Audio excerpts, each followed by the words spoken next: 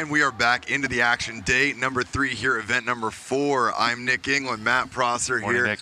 We had a little bit of some technical difficulties this morning with our pregame show, but the biggest takeaway, we got to make sure we get the picks locked in so that people know who's right and who's wrong. So to start us off, we've got our duo on the sideline, Mr. Ira Thor, Noah Chast. They're going to let you know who they think they've got going for the wins today.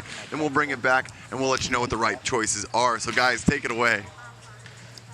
Thanks, guys. And not our man of the match, but maybe our man of the pregame, Ira Thor. Tell us about our prediction stats so far. Yeah, it would have been great if we had our pregame show today because we have our typical pregame stats. But let's give you our numbers for the year. Yesterday, I took the Inland Empire Matadors, and that gave me a 1-game lead over Nick England in the standings. I am now 25-7 on the year, 781 winning percentage. Nick is 24-8. We nearly got our heads taken off there. 20-12 on the year is Matt, 625 winning percentage. And thanks for joining the party. You also made a comeback yesterday, 5-3 on the year. Since you don't have as many picks as us, we have to go with the percentages. 625 on the year, you have tied Matt. So now we will have a race towards the end of the year. Let's look at today's matches, starting with this one, Exposure and Stingers. And as much as I want to believe in Southern Exposure, right now I just don't like the chemistry out there, and I'm taking Utah today. And Ira, I agree with you. They have the capability to win by far, but again, they've let us down so far in the past, and that team cohesiveness isn't there. I think the Stingers, even missing Russ Holmes, are kind of getting the players they want and kind of getting on a roll more than they were earlier in the season, so I'm going to take the Stingers as well. Our noon Pacific and 3 Eastern matchup, New Jersey Freedom still unbeaten. They are 7-0 on the year. Colorado Kraken a heartbreaker yesterday.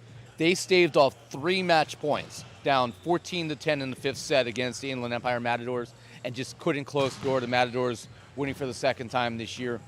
I think the Kraken are going to respond, but without Alvaro Hidalgo, we don't know what his injury status is.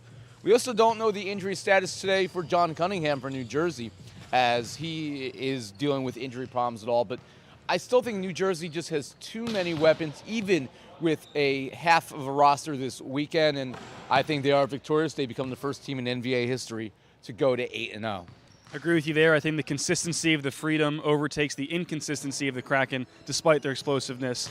I'm taking the Freedom. Let's go to our next match, 3 p.m. 3 p.m. matchup, Texas Tyrants, only 1 loss on the year. That was a tough one against the Las Vegas Ramblers. The Seattle Sasquatch, I would love to see Seattle playing for pride at this point in the year because barring a collapse from somebody above them in the standings, they are not going to be a playoff contender this year. I just don't see it. I think Texas, even without Jake Langlois and with Gianluca Grasso dealing with an injury, they're just still too deep, and I believe Texas is going to win this match. Perhaps in 4 today. It could go 3, but now I'm going to say 4. I agree with you there. I think Texas is too much for Seattle, even with their injuries and players they're missing. I'm taking Texas as well. Final match of the day, our SoCal battle. Who do you got? This is a good match. This could potentially be our match of the day with the Inland Empire Matadors. Now 2-5 in the year, but while the record may be deceiving, they are very much right back in the playoff picture with that win last night over Colorado. The LA Blaze control their own destiny. This is a very difficult one to pick. Part of me wants to take the Matadors after selecting them yesterday and seeing Eric Beatty and team really fight hard for that victory. But LA Blaze, 3 losses in a row. Those losses have come to the Ramblers, the Stunners, and New Jersey Freedom. I think they get back in the win column today. It might go the distance. I just think that they have more weapons. I agree with you there. More weapons, more explosive, more talent, and I think they will pull this one out. I'm taking the Blaze as well. Nick, Matt, you guys got about 30 seconds. Let's hear your picks. All right, well, we're going to speed run through it a bit over here on our side. I think great minds tend to think alike, though, between Matt and I. So this first one, we got Exposure, Stingers. Who you got here? Agreed. Taking Southern Exposure for the upset here this morning. Yeah, this was the one that we did vary a little bit. I think Utah Stingers, a couple too many weapons, definite upside for Exposure. Yep. I think it's a pretty understandable pick from your side. The one X factor here with the normal starting setters for Stingers not being here. Right. We'll have to see how that goes for the squad. Yeah. Up next after that, we're going to see that's what Freedom and Kraken. Thank you. So this was another one. Personnel is the name of the game. Personnel's a little bit of an issue, but also a quick turnaround. Kraken playing last night, winning in 5. losing in 5. So I'm going to think they're a little fatigued, which is why I'm going to take Team Freedom for the victory. Yeah, I think too much skill there to overcome some of those short-handed roster spots. Team Freedom for me as well. After that, Seattle Sasquatch, Texas Tyrants. This feels like the exact same issue as the match before. Yeah, it's a personnel matchup. Personnel matchup. Still, though, I think with the personnel for the Tyrants, their talent level is going to be a little bit superior, and so I'm going to take the Tyrants with the win. McDonald and Higashi will be switching back positions, setter and libero today, so that could be a way in for Sasquatch. However, I'm with you. I'm not ready to make any bold statements just yet on that match, so Tyrants take the win. Last one of the day, the SoCal battle. Yeah, and this is a tough one for sure. Matadors, again, getting that victory last night late in 5, 15-13 over the Kraken. I'm hoping that they're going to have an emotional high from that win that's going to carry them into tonight's match. However, Blaze is playing some good volleyball right now. I thought they had a couple of injuries as well to their setter on Friday's match. Yeah. So I'm going to take the Matadors with a victory over that. Yep, I'm going Matadors as well. I think that their emotional lows are still a lot higher than the emotional lows of the LA Blaze. And I think that's just going to be the name of the game there. So there you have it. Those picks are run down. We'll always keep tabs just as you would expect. If you're just tuning in, you're not sure what is looking at you in front of your screen on YouTube, NVAUSA.com, or on the NVA USA app, then you are joining us for Day 3, event number 4 of pro volleyball here in the USA. This is the National Volleyball Association. Once again, I'm Nick England. This is Matt Prosser. You'll hear Noah Chast on the sideline, and Ira Thor will be here all day long, bringing you 4 matches of exciting volleyball. First match of the day, Orlando Southern Exposure taking on the Utah Stingers. Let's chat a little bit about the lineups. Starting off with Southern Exposure, setter Derek Sullivan, number 15, libero, number 5, Johnny Gomez, outside hitters, Tyler Hubbard-Neal, number 1, as well as outside hitter number 3. That is Mike. I'm spacing on the last name there. Oh, Mike Pelletier. Yeah, there we go. Number 12, middle blocker, Uchenna Ofoha from Canada. Number 16, Langston Payne. And then on the right side, a middle blocker that has made a small transition here with some injuries. That's going to be opposite number 8, Tim Lurich. On the side of the Utah Stingers, looking at the outside, number 15, Inoval Romero. Number 8, Storm Fatangata Tufunga, opposite of him.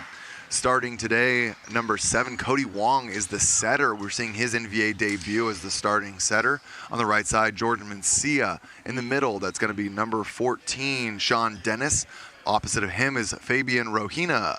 And taking the libero jersey today will be number 0, Chandler Baugh. So this is definitely going to be an exciting match. Both of these teams have done a good job getting right on top of it. So I'm excited to see. Matt, what's your number 1 focus you're looking at here? Well, for Southern Exposure, you see number 1, Tyler Hubbard-Neal getting the start today. He didn't play in their last match.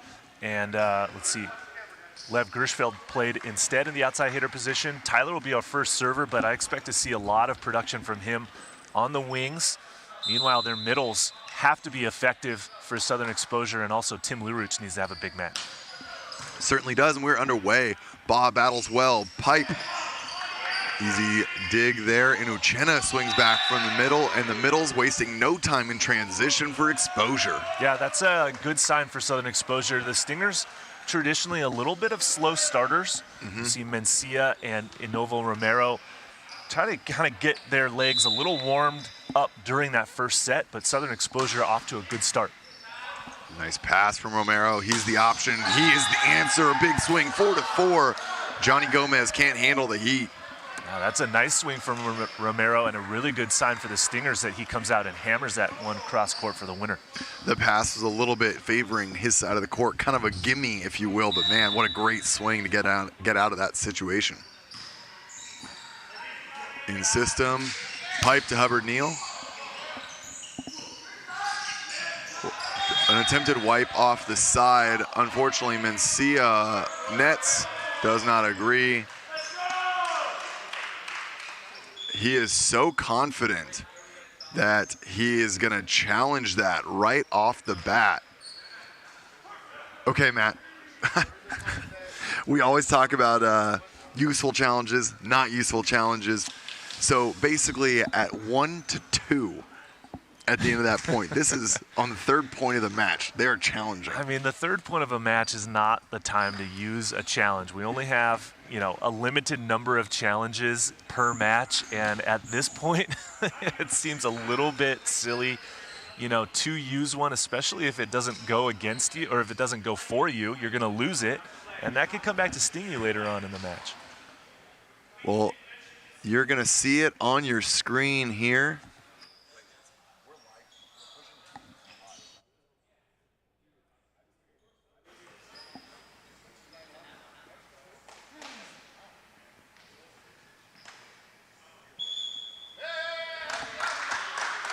Yep, there it is. Good call. So, again, that was the only justifiable reason is that Mency was so sure he didn't net. And again, that's one that's not an opinion. So as long as the camera gets irrefutable evidence, that was one that he just knew he was nowhere near that. Right.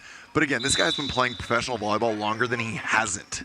So he knows exactly what gets rewarded there as well.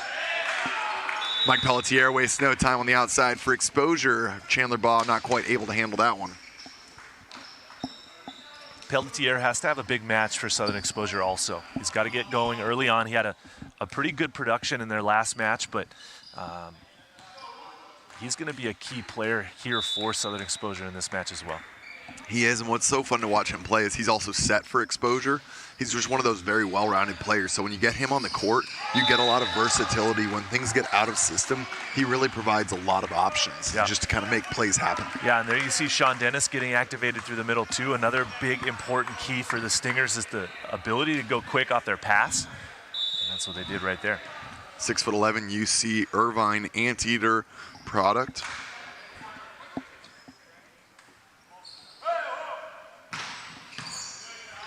Good pass in system. Payne swings, double contact.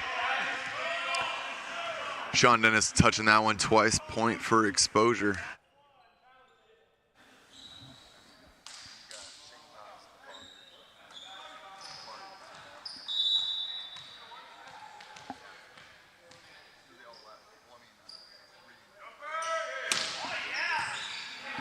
Perfect pass opportunity.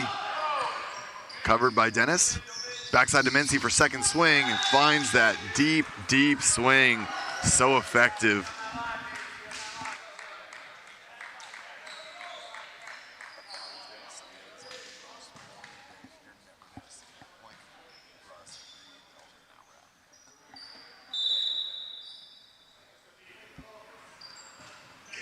Dennis puts a nice floater in, but Pelletier makes it look easy. Tips over the top, takes setter out. Sean Dennis goes very deep with the beach dish there. Pelletier keeps that one alive. Mislocation by Sullivan. But no time being wasted. It's one of those things that the set doesn't look super clean, but the approach of the NVA is really just let the guys play. Don't call doubles, lifts. Basically, if it's at all justifiable, we're going to let the guys play. There's enough stoppage in volleyball as is. Let's see them play. No, I agree. I think that's a good philosophy to have. I mean, no one wants to hear referees blow their whistle in plays. Everyone wants to see players do their jobs. And, if the set is a little bit questionable, just let them play. It's not a disadvantage or an advantage to either side. And if he's going to go miss the serve after it anyway, then, just let him play, Nick. Yep. And if you couldn't tell that Sean Dennis is a beach player, that set gave it all away right there. A nice, good, deep dish beach set right there. Hey, give the middle blocker some props for at least being able to set with his hands, regardless of how deep it was. Getting a little defensive about middle blocker setting. Bit, yeah. Okay. Yeah. Pelletier puts that one up high. Free ball over. Exposure has to reset. Storm catches the tape. Unlucky bounce for Hubbard Neal. I don't know what it is, Matt. Maybe you can attest to this, but in my experience, I've noticed the middles turned beach players often do have the deepest hands. Is there any explanation to that from your end? Well, that's a good question, Nick. Me personally, I was never a beach hand setter because I never wanted to give away free points because I was very good at it, so I get called a lot on the doubles, right? I think it's a very important skill to have and develop, and whether it's up top quick or deep and low, as long as it's clean and legal, that's all that really matters. Really is. That's what I enjoy too. Is Matt is an All-American middle at Long Beach State before being a 13-year AVP pro. You literally couldn't be more of a guy to talk to about what we're seeing Sean Dennis do there. You know, this is all right in your wheelhouse. Yeah, back in the day in college, I would definitely hand set because I wanted to get the assist stat on my line. But on the beach, I'm not looking to give points to the other team. I'm being called for doubles, which often happened. So it was always a bump set to my partners, which never gets called for doubles. And so, you know, negate that opportunity to lose the point. Well, there you have it, the first-hand insight from the man who's done it all. Langston Payne there in the middle with a great connection, swinging back into zone 1 with a great point. Perfect pass, the opportunity to Rohina. Exposure not quite finding the dig they want. Not having a libero on the court gets them there. Chandler Baugh passing that ball perfectly. The libero for the Stingers, I would not serve him if I was Southern Exposure. I'd want to keep the ball away from him as much as possible. Start to work the outside, see if you can break a Noble Romero down, as he's going to have a lot of offensive load. Start to tire him down. And also serving it Storm Fanganta Tafunga, especially when he's in the back row, to try to get him out of his big attack routine or pathway, because the Stingers have utilized him a lot through the back row as well.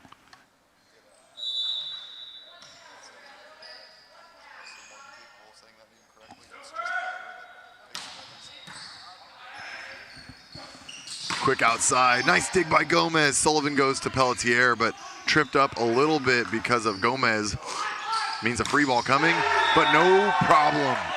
Huge block from the double middle right side there. Lurich and Ofoha. 6'7" and 6'8" on the right side for Southern Exposure, really getting Romero that time. That's a great sign for all the Southern Exposure fans watching.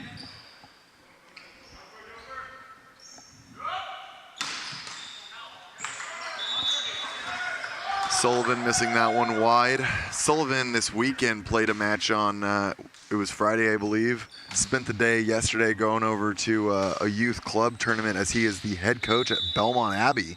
So finding some potential future talent, making full use of the weekend out here in Orange County, and then bringing it back into play.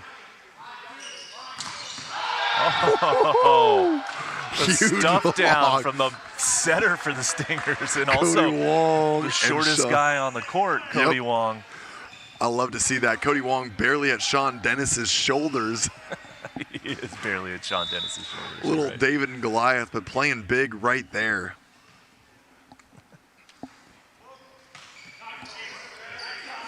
O'Neal with a nice pass. Ofoha gets the high hand touch. We talked about it a little bit earlier, the importance of that block with Lurich and Ofoha. And, you know, props to Pelletier. Couldn't find the approach, so he got a good location taking the setter out, playing what we call the half point.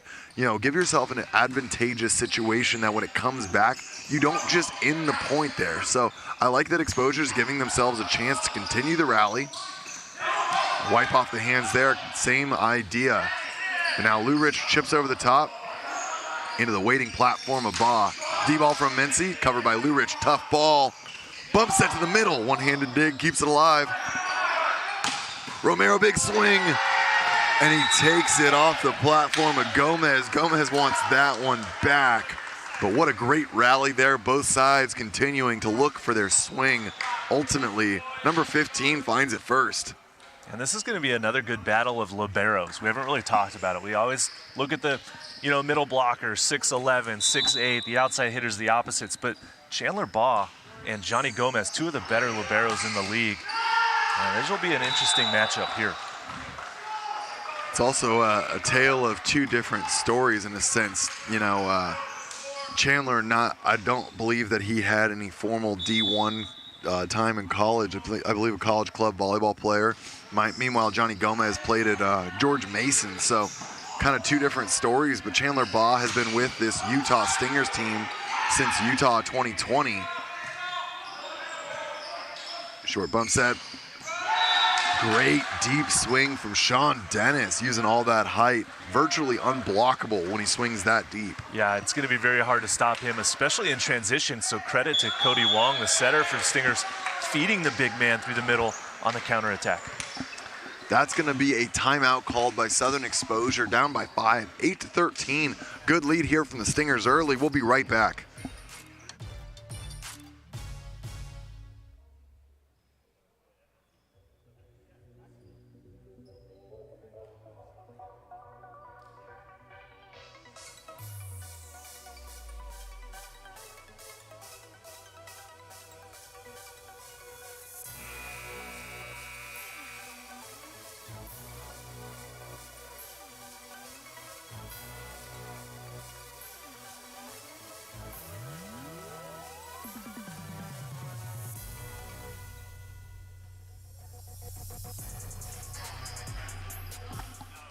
Well, a little conversation there from Southern Exposure to see if they were able to maybe just take a breath and find a little bit of their consistency. But this is where the out-of-system game on the side of the Utah Stingers is just so consistent. Bit of a missed set there from Sullivan throwing that back behind his head, but Blue Ridge able to fix it nicely, bringing the heat.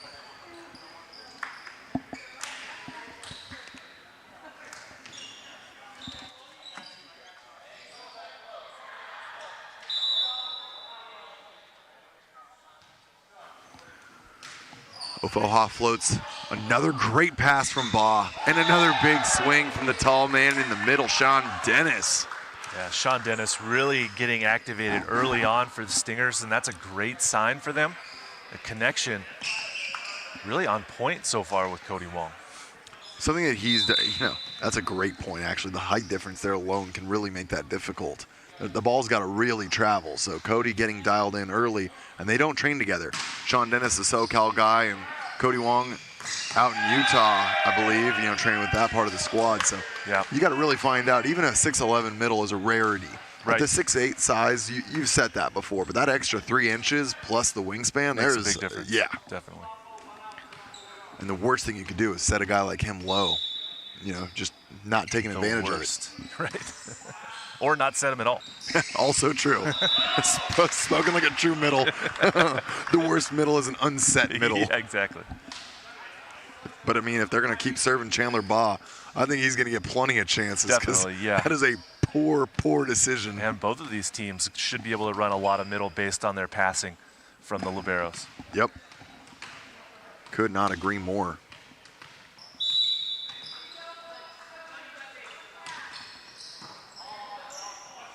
High ball, pin set. Nice little chisel there, but Exposure ready to run it.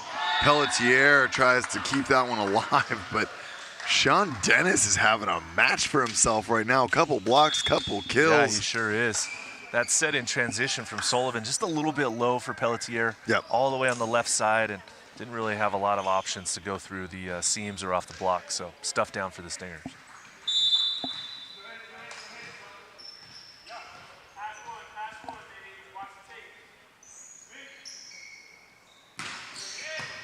Cougar Clark in as a serving substitution.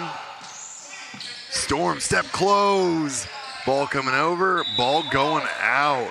What a great defensive play on the side of the Stingers. If you're a fan of the Swarm, love to see that one going their way. Cougar Clark, number 1, played a variety of roles for this team. Serving sub, outside, libero. Whenever they need, he steps up. And this week, in the absence of Russ Holmes, helping Shane Ty out as they kind of run some of that coaching and management side of this squad. So he's really doing it all. O'Neal gets a pass. And Pelletier swinging one-on-one. Easy dig. Big swing off the hands there. Storm is bringing the cannon today. Storm always brings the cannon. He's got a very live arm. Does a great job attacking for the Stingers, especially out of the back row, but has the extreme angles as well in the front row. Played his college ball at Long Beach City College before going to BYU. He's actually been teammates. There's a pretty big group of guys in the league that started on that same Long Beach City College. Josh Nels on the Stunners, yep. Charles Belvin on the LA Blaze, Marcus Buggs on the LA Blaze, Travis O'Gorman on the LA Blaze, yep. Storm, I believe Andrew Pearson on the Texas Tyrants. There's just a ton of guys that have all been. One community college team has led to a wealth of products in the league. Storm swings into the triple block. Sullivan to the middle in transition. Langston Payne, another George Mason product, getting it done early. And Nick, you're bringing up colleges, and you were mentioning the difference in kind of collegiate resumes between Johnny Gomez and Chandler Ball. And Chandler, he played about maybe a semester at Utah Valley University on their club team. But outside of that, his teammates tell me, he kind of floated around, played, competitive events here and there in Utah and Arizona, but never really had a long-term structured collegiate club experience or team experience. But he just plays a lot of high-level indoor, high-level beach, and just has developed his skills that way. Man, the path for every guy is different, and that's what's so fun about watching this league develop.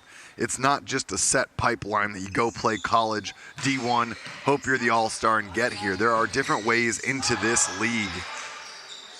And Nick, that's something that as blocked by the Southern Exposure. That Southern Exposure libero and U.S. national team libero, Kyle D'Agostino, told me that he loved about this league and it blew him away, is that he was only really aware of the one pipeline. You play club, you play high school, you get recruited, you go D1, you do national team, and that's how you do it. And he's always lived in the gym. He said seeing all these players who are grass players and beach players and club guys who just kind of made that leap playing elsewhere exposed him to a level and a world of volleyball he didn't even know existed. Yeah, and those leagues those different avenues are so well represented here. Hubbard Neal with a massive swing on the outside, a chaos ball getting taken care of. And I love players with that kind of aggression stepping in and just ending it themselves. Yeah, good court awareness that time from Tyler Hubbard Neal for sure. Still trying to get him going a little bit more for Southern Exposure, but you're going to need there's a missed opportunity right there. Langston Payne not able to bring that ball back up in the air.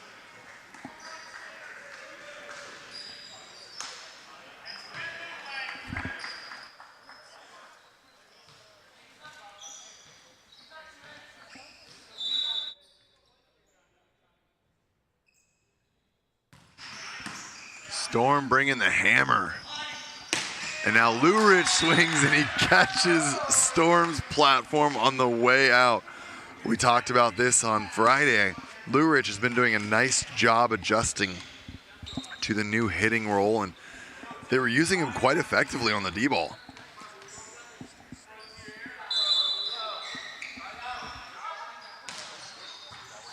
Oh, there's a service ace from Pelletier that time. Off of Storm Faangan to Defunga.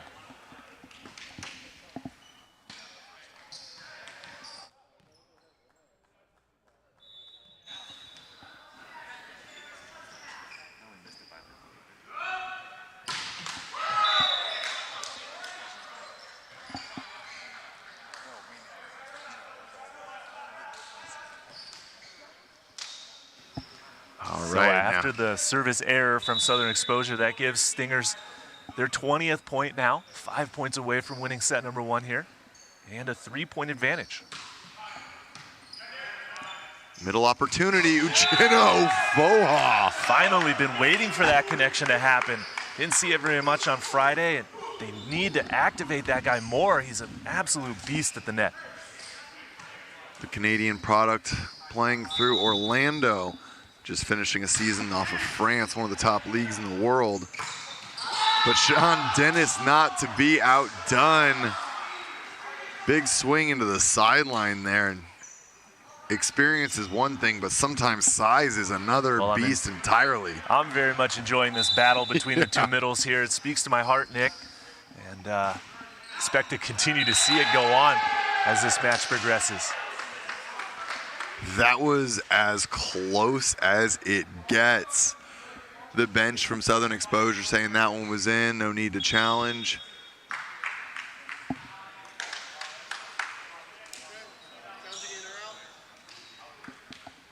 But there will be a challenge here all the same, so we're going to get an official answer. I think this is a great challenge, to be honest, even if it was close, because if you can get I don't know if this was in or out. I didn't get a great look at it. It was very close, but if you can sneak this point back away, yeah, you can steal this very match much still, a very good challenge here.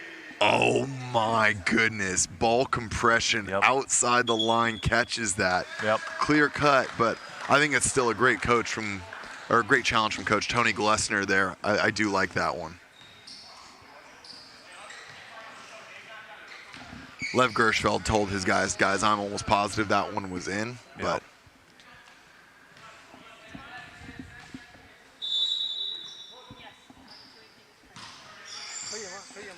Pelletier. Pass. Oh, that is a huge stuff down by the Stingers. Romero and Dennis pairing up for that one.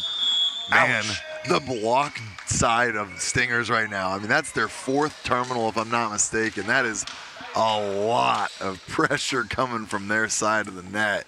And that's going to be a timeout called at 23-18. 5-point difference means it's time to take a breather.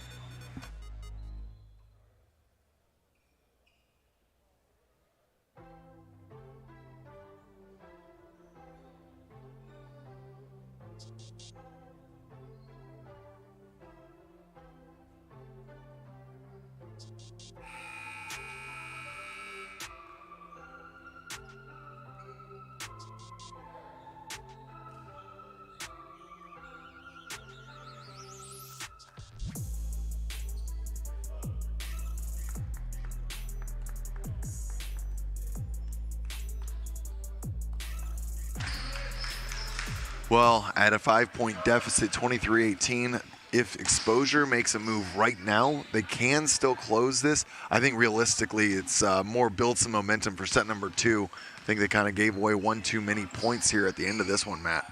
Yeah, they certainly have the challenge off that ace. That was a good thing, but right back with that huge stuff down from the Stingers, really helping the cause. But Uchenna Afoha answers right back through the middle. This is the easiest way to score in a world where, you know, Exposure has had a history of having kind of that 0-2 outside, and they have 4 or 5 of them. The shorter guys that should be ball control outsides. Yeah. And when that's what your outside core looks like, run the middle offense, and they're doing that well right now. Nice block from Lurich. And a wipe off his hands. All that experience from Mincy as Mincy gives him a look through the net, a little smirk, and just says, block the swing, that's fine. Watch this. I got plenty more in the bag of tricks. Just too much volleyball IQ from the Stingers wing hitters that time. Set point number 1 here. Perfect pass by Gomez means Langston Payne. Wow, I love it. Southern Exposure not wasting any single attempt to get their middle involved. Like we've been saying, Nick, love to see it.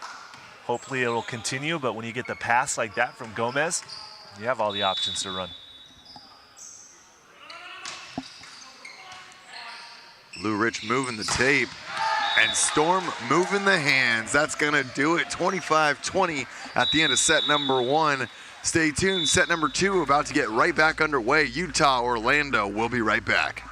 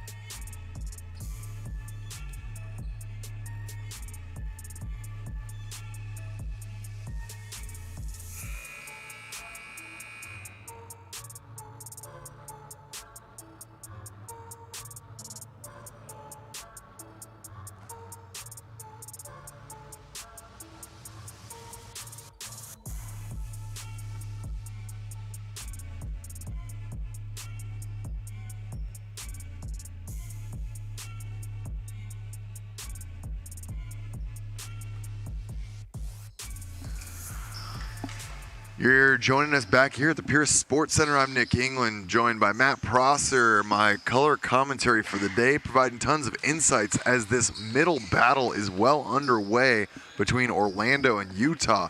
Matt, give us a little bit more of what we should expect and continue to see. These middles are battling it out. Well, yeah, the middle action for this match has been really top-notch, right? They back and forth both sides. Sean Dennis, Uchenna Ufoha, Langston Payne, really everybody getting involved through the middle. Basically, because of the passing has been so good from each libero. So expect to see more of that, but really it's been all Stingers and their wing hitters as well contributing nicely for them. That's sort of how they took away set number 1 with that win. But for now, Southern Exposure really has to come up with a response, and hopefully they have the energy levels to do it. Yeah, looking right now at the numbers, on 6 attempts, Sean Dennis has 5 kills, no errors. So that's impressive to say the least. Baugh tries to track that one down. And a great catch for all of our TikTok viewers at home. Multiple players at a full sprint to go help get that one caught. That was impressive, how many players not only hustling for the ball, but everyone was almost more concerned with the baseline camera over there. Got to protect the technology as well as player safety. Applaud the effort and the capabilities to do both there. Jumping over their players to save the stream. Wow, here you go, Matt. Langston Payne, 5 kills, 6 attempts, no errors. Uchenna Ufoha, 4 kills, 6 attempts, no errors. That is 9 for 12, 750 with no errors on the side of Southern Exposure out of the middle. Meanwhile, Sean Dennis answering back with 5 kills, no errors on 6 attempts. Yeah. These middles are all hitting near perfect. Yeah, they sure are, and it's pretty exciting and fun to watch. Ooh, just long, and Oval wants that one back. Good look, but not quite the result he would like.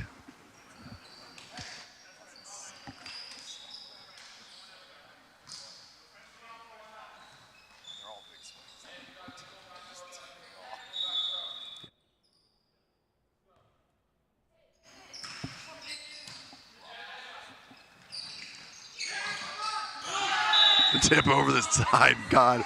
Mencia is showing that he's got every single hit in the book. He's got the wipes, the tips, the hard angle, the deep roll.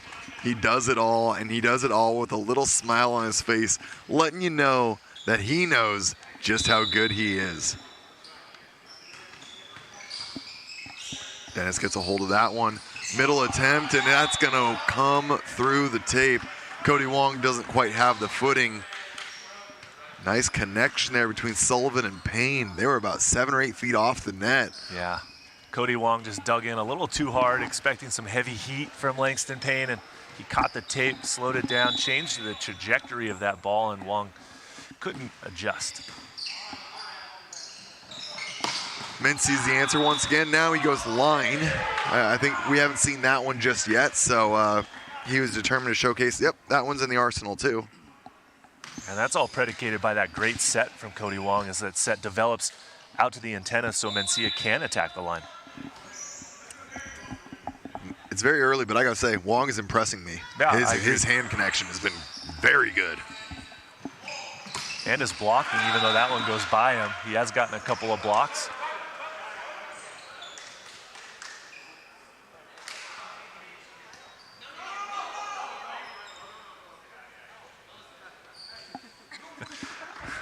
George Mencia loving to get some challenges early here. He wants to make sure that we're calling everything, but the rest of the team okay with the call made. I don't know if Rohina potentially caught that one, but the missed serve makes it all a little bit irrelevant.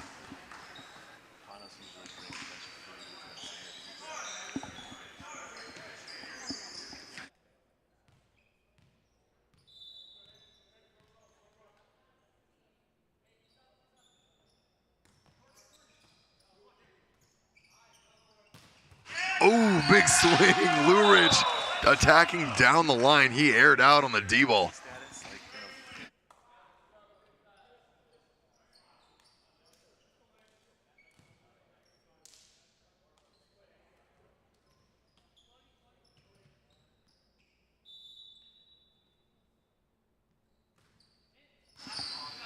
Out of system.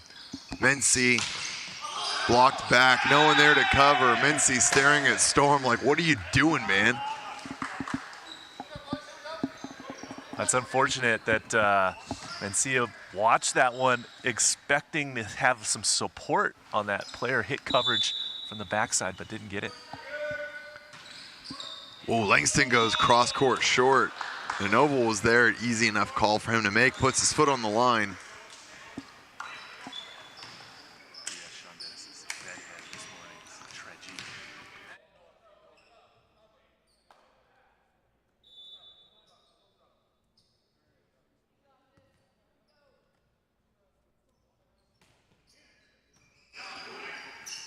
Dump from Sullivan, catches Rohina. Quick identification with the back row middle there. If that's Chandler, that gets picked up. But he knows, hey, I got a middle back there. See if we catch him napping a little bit. Scores the point.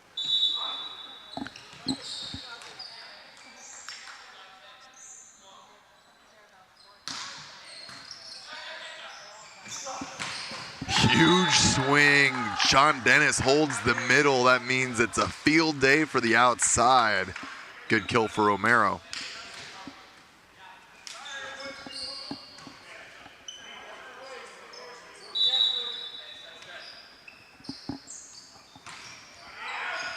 Cody Wong, a little too much float on that serve.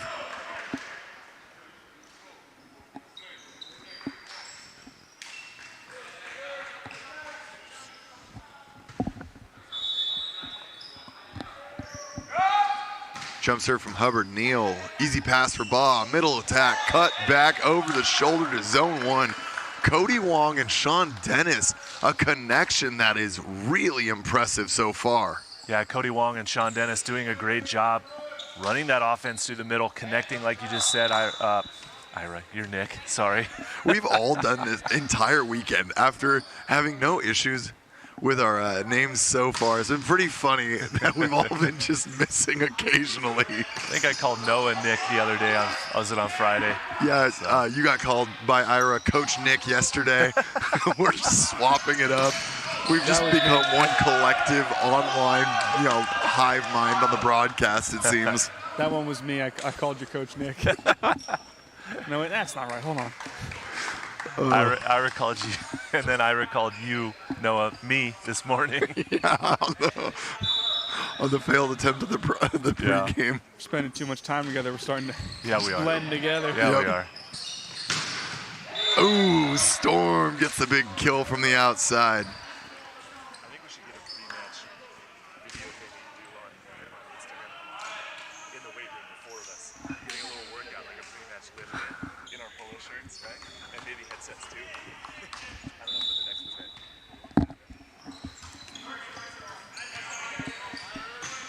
Oh, and the first miss out of the middle. Langston Payne wrecking the perfect stat for all the middles here.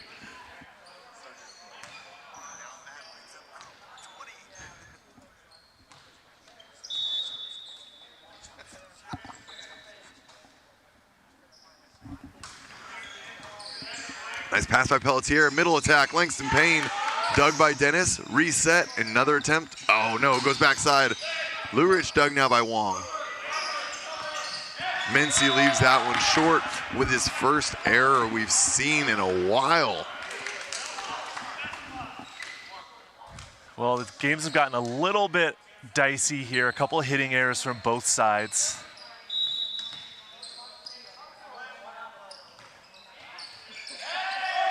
And there's the service ace off the platform of Storm.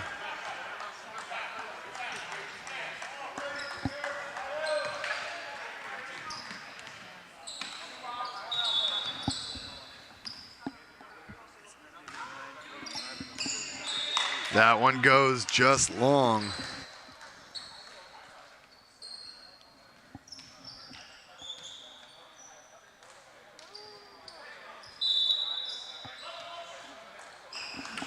Mincy goes short flow, but Gomez open arms ready and waiting. Nice dig off the shoulder of Romero. Oh. Ooh, big dig coming across from Gomez. Tip over the top from Pelletier. Dump coming from Wong, read by Pelletier. Now Rohina tries to tip it back. Sullivan and Payne waiting. Storm swings, big angle swing, and that's going to get it done on an exhilarating rally. Storm ready to handle the Southern Exposure heat.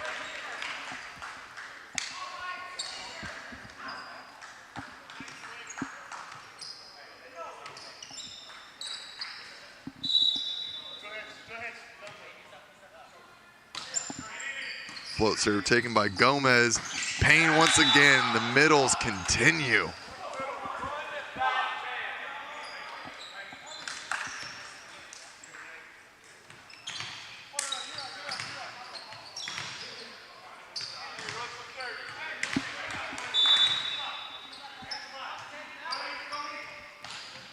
Pelletier with a good float. Storm with a tip over the top. Easy read by Lou Rich. Now Payne tries it, tries for the hands, but he is way too high over Wong. Unfortunate miss after a nice dig by Lou Rich. Hubbard Neal just goes for the high hands with that open-handed tip, but misses him. It goes wide. You got to recognize the size of the blocker in front of you.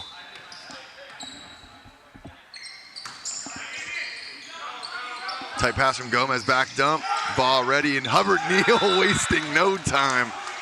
Tired of not quite getting the connection he wants on the outside, sets from Sullivan, so he just takes the overpass instead.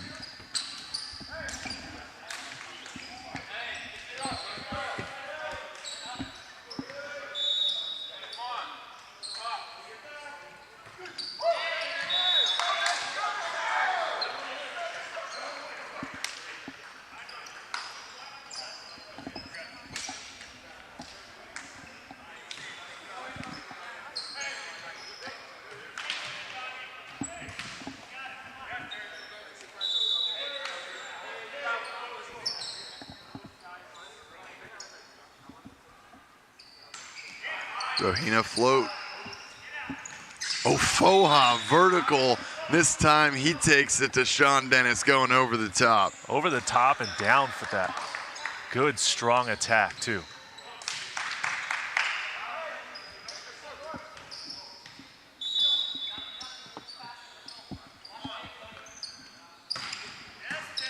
Nice pass by Baugh. Mislocation there and a reset. Storm tries to lay out. And what should have been a relatively reset play there. The Stingers a bit at odds. Down by one, feeling some of the pressure right now. Southern Exposure hanging in this set a lot better than they were in the first.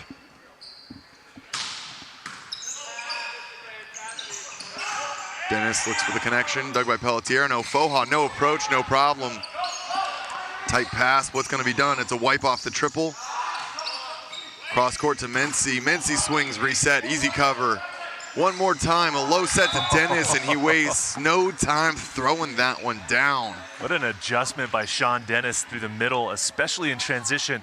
That set not as high as he needed it, but he's able to drop his arm and then throw it down crossbody for the point. That was a great move. Uchenna Ofoha looking for a call, but I thought that was clean. That was a good, quick move there. Dennis, that was in his hand about a third of the time that set was. So yeah, it was a little bit sticky, but not enough to call. Pelletier, good pass. One-on-one, Mency ends Lou Rich. And that's going to be a late resurgence there. 2 points to get us at the technical timeout. Utah Stingers 16, Orlando Southern Exposure 15. We'll be right back.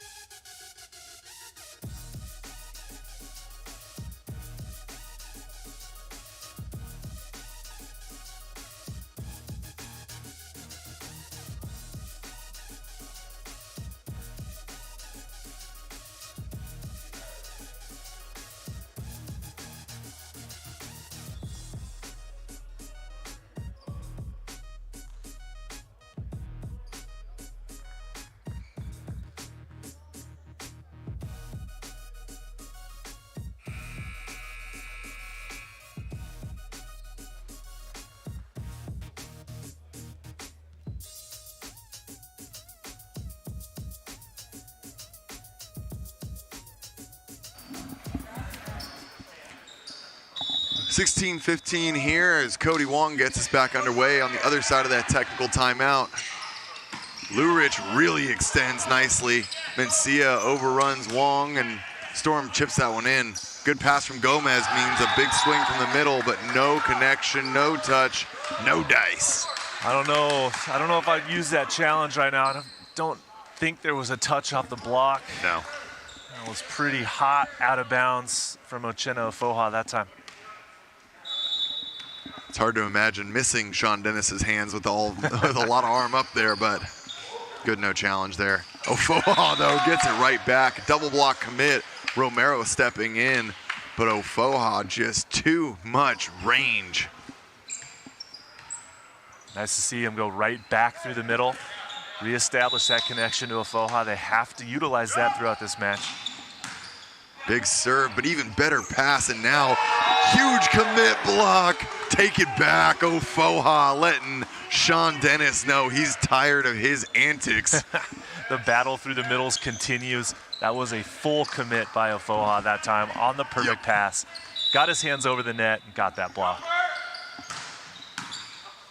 Overpass. Pelletier now getting involved on the back of Hubbard Neal's massive service pressure.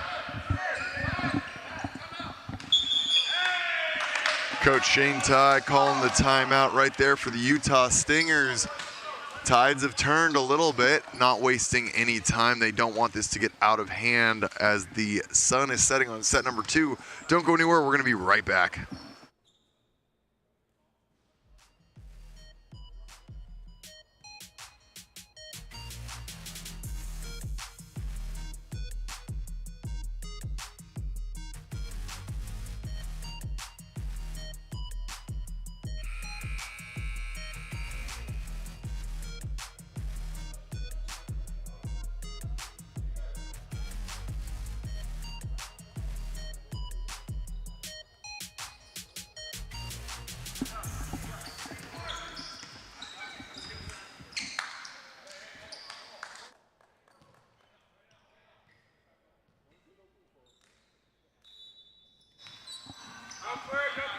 Hubbard Neal seeing if he's able to continue out of the timeout. And a perfect pass means that it's now a scoring chance. No cover. That ball has to get picked up. It's got to get covered. You got 3 guys at the net from the Stingers, 2 guys in the backcourt. A good effort from Sean Dennis, just slightly out of reach from him. Mencia and Romero have an entire conversation about responsibility of the off swing to step back and cover. Only one option here, and that's Mencia. Triple blocker, comes through Pelletier, but a brilliant cover. Jump set, goes to Hubbard Neal. He's all alone on that blocking move. Mencia and Romero peeled off, not even in the same zip code, leaving the 6'11" man alone in the middle. But Hubbard Neal is starting to find a little bit of rhythm back there. Yeah, he is, and this is another good run from Southern Exposure. Now a 3-point advantage. And there it is, Pelletier's net presence felt once again. Mencia tips over the top. Lucky break for Stingers. And there's the Mencia wipe once again. Lurich is getting aggravated with those. Yeah. That feels so bad. It's got to be frustrating for Lurich to have that happen time and time again. Mencia is so tricky at that one. He's used it so much throughout his career. For Lurich, he's going too high. You just got to get low and over and strong hands to block that swipe. That swipe is only available, like you said, when your hand is high and maybe you're reaching outside of your body. Yeah. Push into the court, nowhere to go. Ace Romero at the perfect time. A much needed bit of relief there. 19-20 now down by 1. Utah making a case for themselves here as set number 2 is reaching the dog days.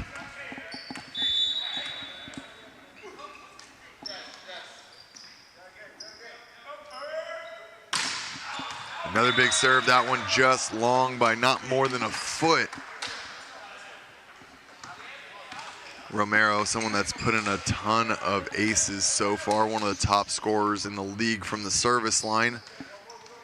Down by 2, a good pass and a nice run to Dennis here before he rotates back row could do some good for the Stingers. Or a serve that almost goes under the net. Uchenna Ofoha bailing the Stingers out. That's a untimely and unfortunate service error, but also a little bit of a poor effort on the execution part there, Nick. Yeah.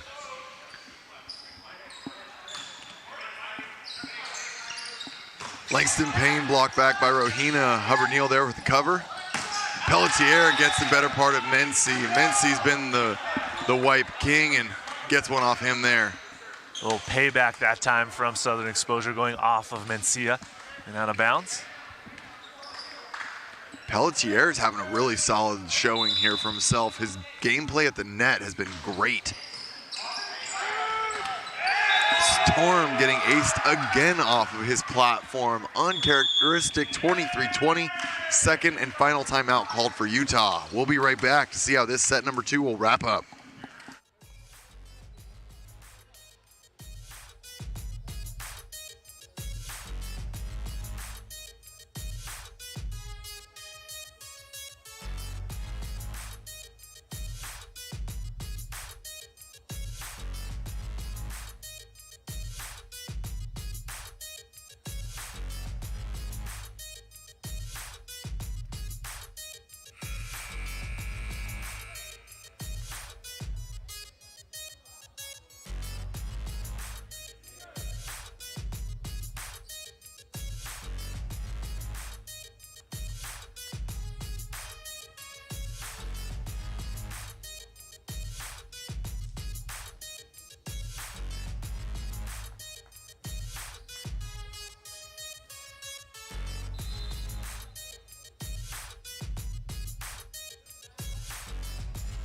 Back underway. Storm might have missed that last pass, but not wasting any time, making it up for the boys as he buries that one cross court.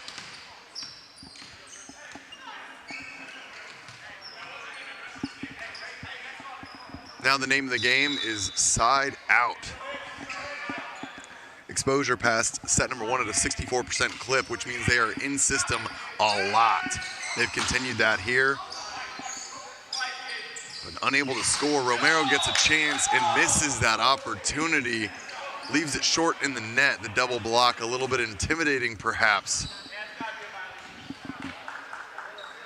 Pelletier now with a set point at 24-21. Exposure, if they get this one, they'll even it up at 1-1 in the set count. Starting the day off with a little bit of excitement. And excitement it is. There's an ace, the third one of the set. Nicely done by Mike Pelletier. That's going to be 1-1 set count as we are going to see more than 3 here this morning. Don't go anywhere. We'll be right back.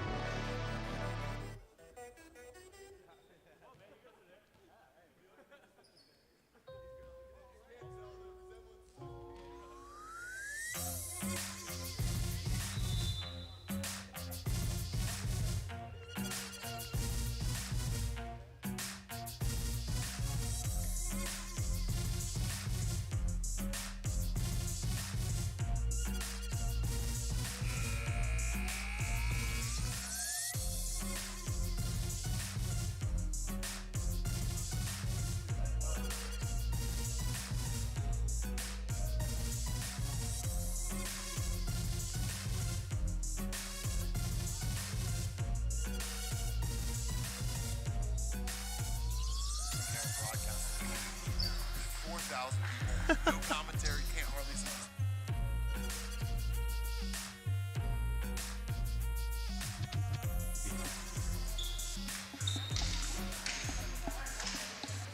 Taking a look at the rosters on the court. No surprises, no changes.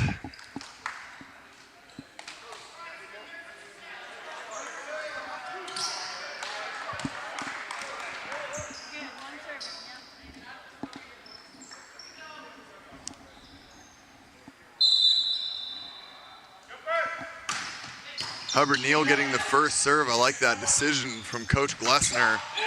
Gets the overpass, gets Uchenna Ofoha involved, wasting no time at all. That's kill number 7 on 11 attempts, only 1 error for Ofoha. Langston Payne currently sitting at 7 kills on 12 attempts, so an almost identical stat line. Out of system swing coming. Romero gets the hand of it though. Ofoha not quite where he wants to be on that blocking move.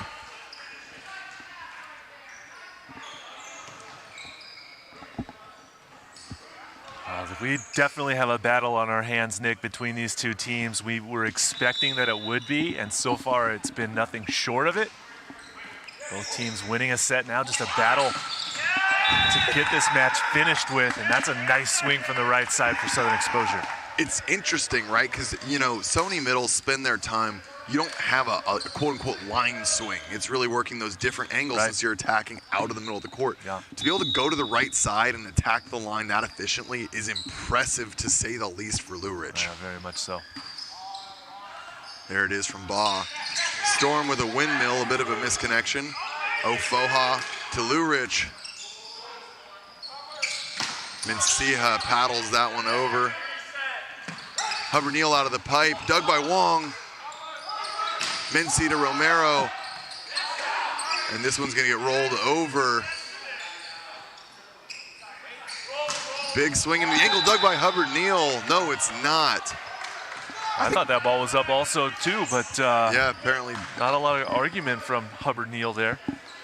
Pelletier might have punched Langston Payne in the face. I saw that as well. He came around from behind to pull that up because Payne wasn't reacting, and it looked like he caught him in the jaw or the nose. It did look like he was giving him a full haymaker there to keep that ball in play. Impressive.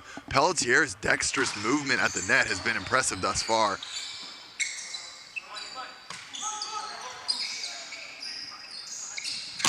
Storm blocked down Langston Payne. The George Mason Patriot right now having a heck of a match for himself, number 16.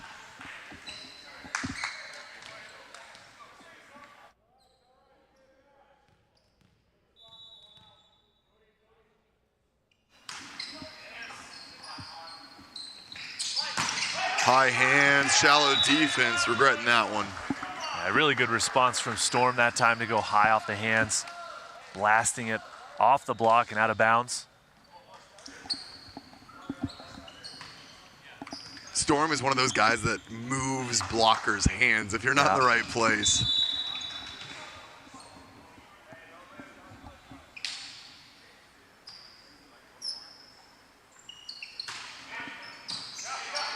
Good pass by Pelletier, and Sullivan there catches everyone sleeping a bit.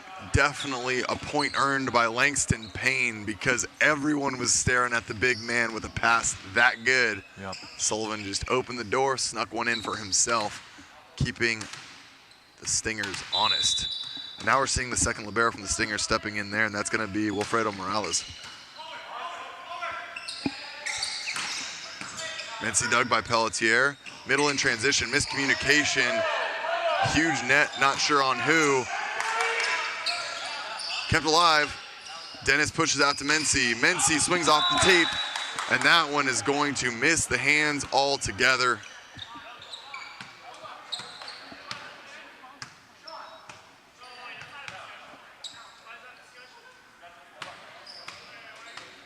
Question is, who netted there? Someone did, and it didn't get called. I couldn't tell if it was Dennis or Payne.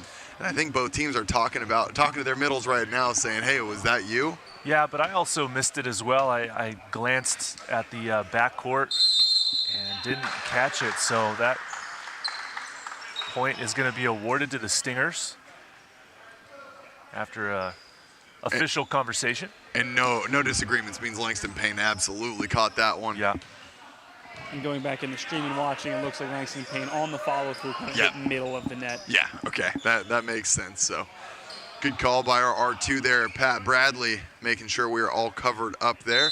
Time to get back underway. 4-4 tied up here in the third set. Short serve handled by Pelletier. Hubbard Neal outside of the court. Sullivan puts his hands up and lets his guy know, hey, that's on me. Puts that one far too outside of the playable hitting window for number 1.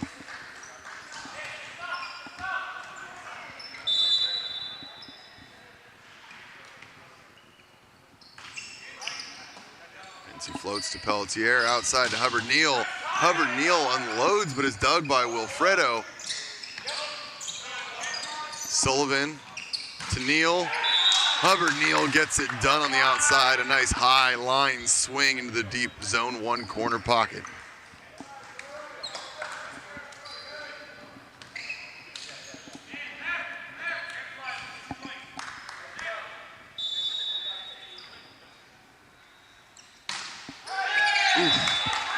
Langston Payne leaves that one short.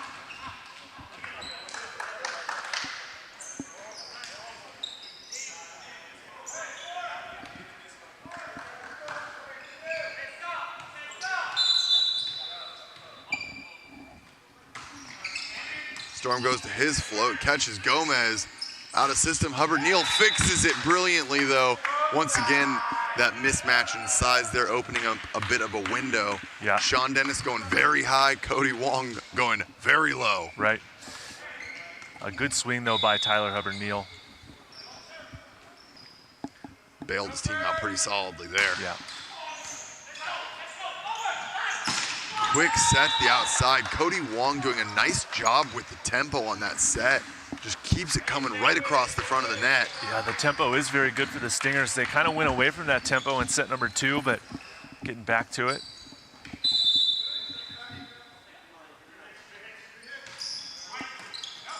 Perfect pass by Pelletier. Lou Ridge swings high, dug easily by Dennis. Huge angle, but it's recycled. Play is live. Romero swings again, and that one's gonna go through. A big, quick rule clarification. Some guys stopped thinking there was maybe a net, but Romero recycled that off and then collided with the pole. You can touch the equipment as long as you're outside the antenna. So that part of the net, as well as the pole equipment itself, totally legal to make contact with. Set to Ofoha, blocked back in transition. Rohina getting involved. The one middle that's been a little bit quieter on the in this whole middle debacle, the battle, whatever you want to call it. Getting involved nicely there, stopping Ofoha.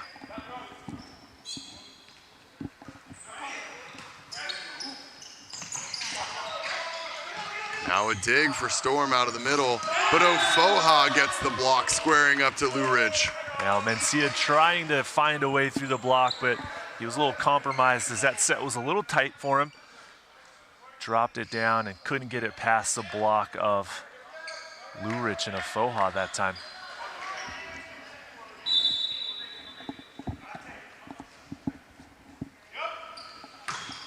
Hubbard Neal's service pressure has absolutely been decimating the Stingers. There it is, Tim Lou Ridge, tired of getting wiped off the hands, pushes that right hand completely over the net. Yeah, another good heads-up play by Tim Lou Ridge on the block that time on Romero as he went for the overpass attack.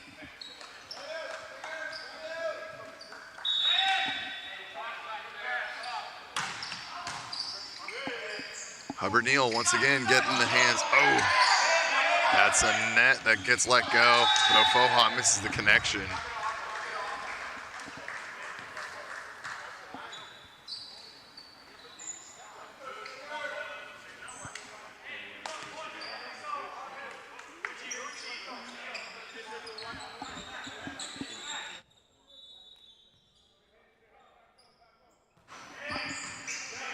Pelletier, once again, a good target there. Hubbard-Neal dug off Cody Wong.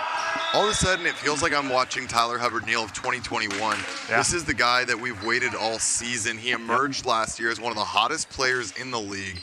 His spark, his just general production rate were uncanny for a smaller outside, and that's felt like it's just been missing consistently all year long. But right now, returning to true form. I couldn't agree with you more, Nick. No double called on the misconnection there. Once again, what might feel like something you would see called at some of the high school or college matches, they're not going to get called here. Let the guys play, let them get athletic, make the move, and it's going both ways. It's called that way across all the matches, and so that's the nature of the beast. You've got to play through it. Shouldn't be a surprise at this point in the season. Mency has to manage, and manage he does not. Leaves that one short. Mency tends to excel when he's on net, even if the set's too tight. That's where he can use hands and get creative, but when he's in off-net situations, sometimes he doesn't quite manage those as well. So that one gets the better of him. And now 11-10, they're only down by one. Plenty of time. Tight pass. Wong tries to save it with Romero, takes Sullivan out, and Ofoha goes to Pelletier. And that's going to be a net in transition. The Stingers catch it on the turn.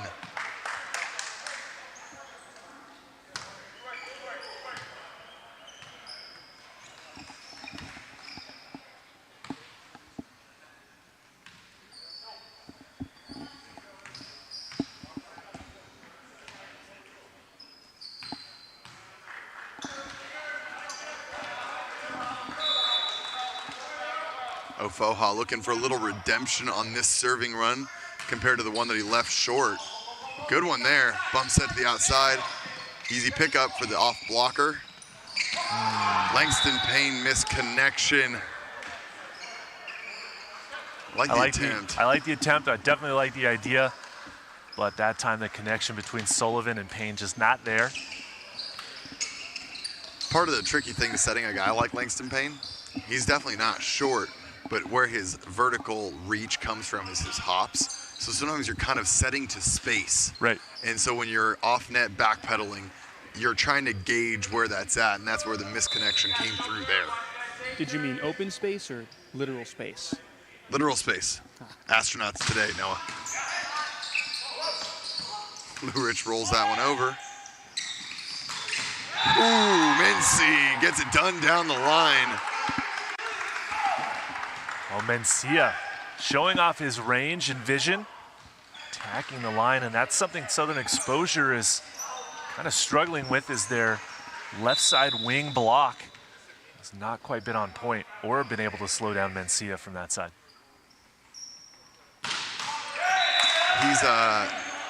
He's almost one of those guys you can't block like a general, you know, oh, we're going to take just angle on this guy. You've got to really get in front of the ball and then be disciplined, because he hits line accurately, consistently.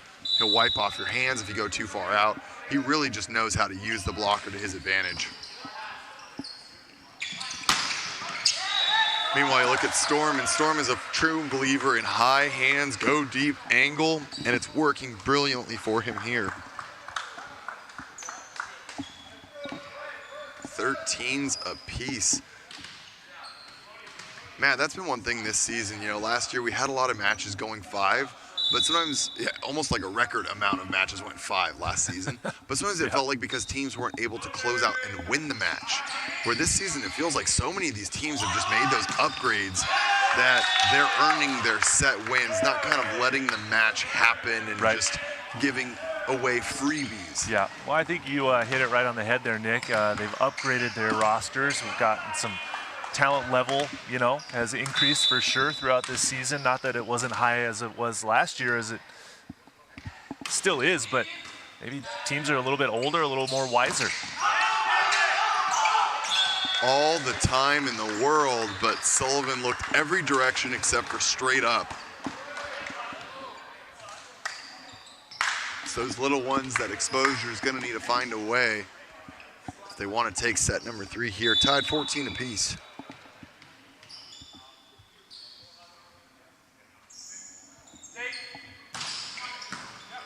Perfect pass from Pelletier.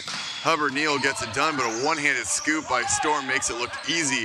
Missed setter location now leads to some trouble for Storm. That's unfortunate and a missed opportunity for the Stingers. Storm with a very casual one-handed scoop, but that set in transition was way off the net and too high for Storm. Unfortunately, results in the hitting error.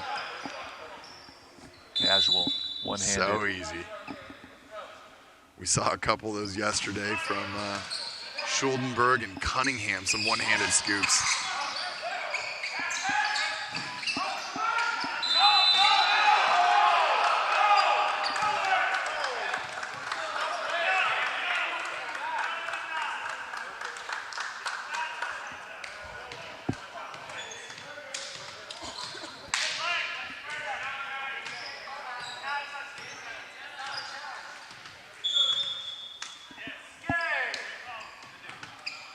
All right, so that's going to be a challenge called.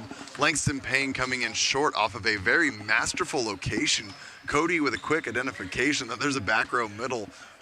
Hey, man, play some defense. Here you go. Yep. And it was called that it hit the antenna by our lines official there. So basically, if it hits the antenna at any point above or below the net, that indicates the ball is out. So now we're going to see if that was the case or if it just went into the antenna.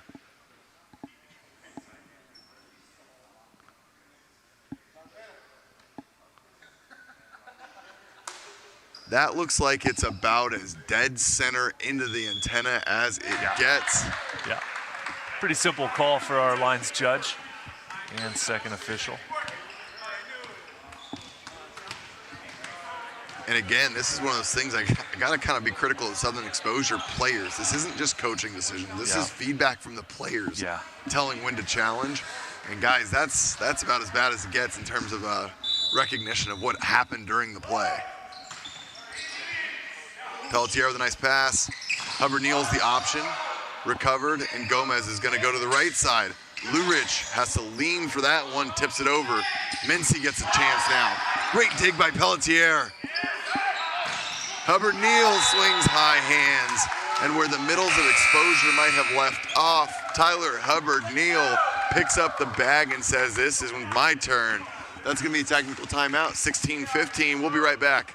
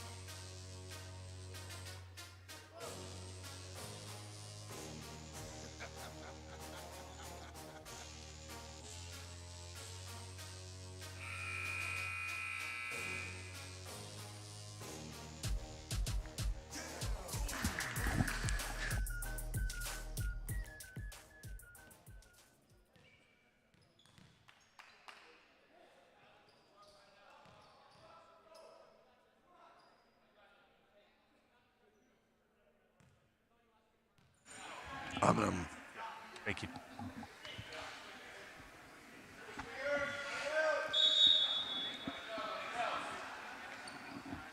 Sullivan with a jump serve. Utah Stingers out of rotation.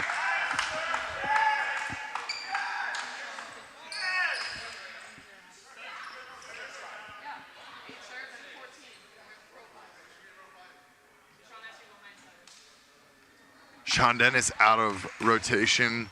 Easy call for Pat Bradley. Everyone looking at him a little incredulous as to the call, finding out that Sean Dennis was a couple blocks over from the street he was looking for there. That's an easy point for Southern Exposure, and now the Stingers down by 2 here.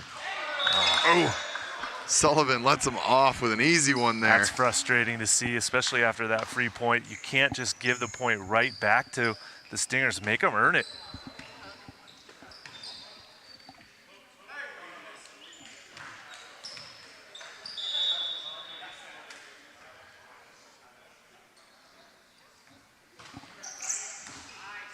Pelletier gives a nice high pass. Lurich battles with the block. Mincy, nice pancake. Step close into the triple, off speed. Sullivan lays out, but a useful spot there for number 15 from the Swarm.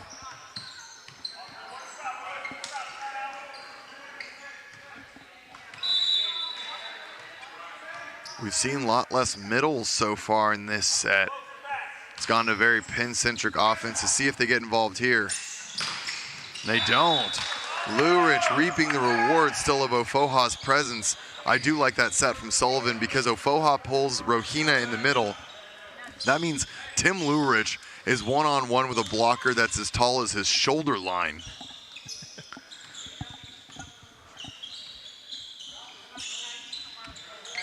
Definitely advantage to the attacker in that situation. It's kind of things when I'm outside and I see that. I know that, you know, Michael Keegan on the Rambler sees that, but there is always a conversation of like, hey man, look at who's in front of me. And he's like, oh yeah. You know, you're very, right. that is something that your hitters, setters always looking at. Yeah, and for the setters, it's one thing that they always have to look at as well prior to that play starting. Yep. But there's so much going on for the setters, you know, during a match and during a certain play or a rally that, you know, and also blockers switching too. Yeah, Felix Chapman is the nightmare because he'll play right, left, middle in the middle of a rally. Yep.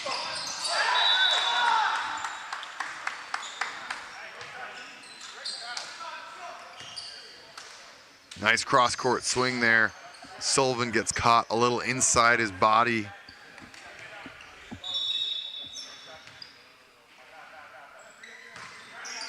Cody goes deep with the float.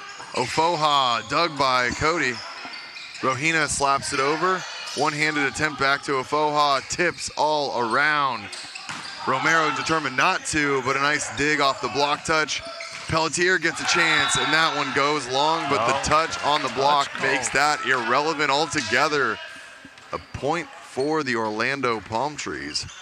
That's a big point for Southern Exposure, Nick, as that extended rally gets finished off by the attack from Pelletier. Pelletier.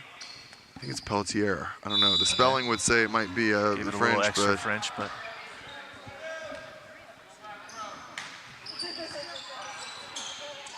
off the net there. Ofoha, easy dig. Low set though, giving it away for free. Now another chance. Mincy wipes it off the hands. Tim Lurich's hands are open for business as far as Mencia is concerned. That's the fourth wipe off the hands. As a blocker, that one really starts to just aggravate you. Yeah, very much so. Novo Romero picked up an ace to start his serving run late in the second set. See what he can do now in the third. Lurich once again down the line. That's his third big line swing of the match. The man is a menace. I love to see both opposites getting involved and just taking it to each other. Good battle here between a lot of players on both of these courts, both of these teams. It's quite an entertaining match here to start day number 3. It really is. Out of system Mincy is never a bad place to be for the Stingers. Using the hand there of Langston Payne, that might be a block that you want to get 3 up there, but at the very least, bring your blockers in a little bit more. I think they kind of chased him too far to the pin. Maybe a little concerned that they were going to wipe it off the hands on the right side.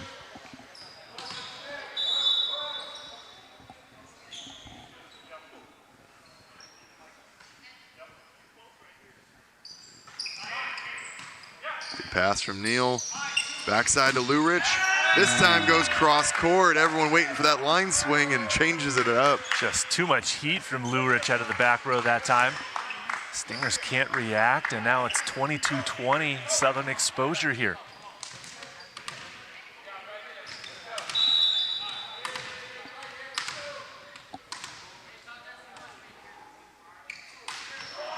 Peltier short, gets the overpass. Hubbard Neal gets the kill. We've seen that 1-2 punch a couple times today. We have. The outsides have been setting each other nicely with some aggressive serving for the overpasses. At 23-20, looks like Exposure setting themselves up to steal the third set here. We'll be right back. Don't go anywhere.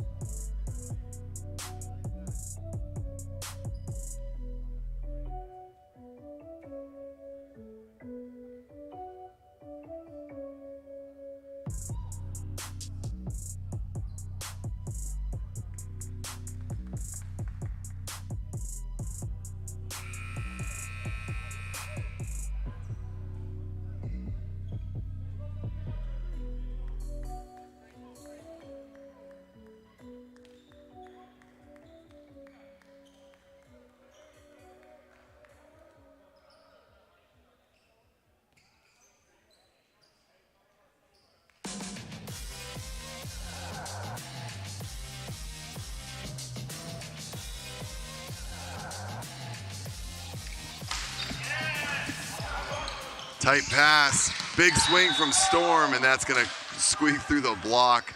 We've had a couple of those this weekend that everyone can't tell when it goes down. It goes down so fast. They're not sure what side of the net. Yeah.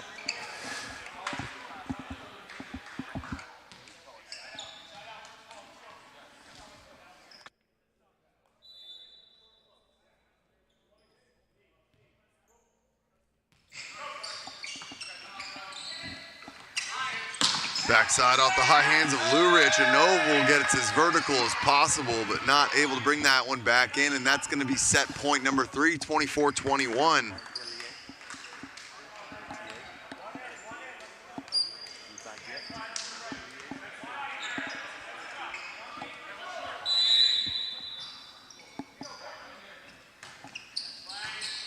Trouble.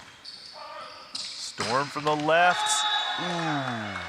Gets it through the three-man block and down for the point. Nick. What a swing.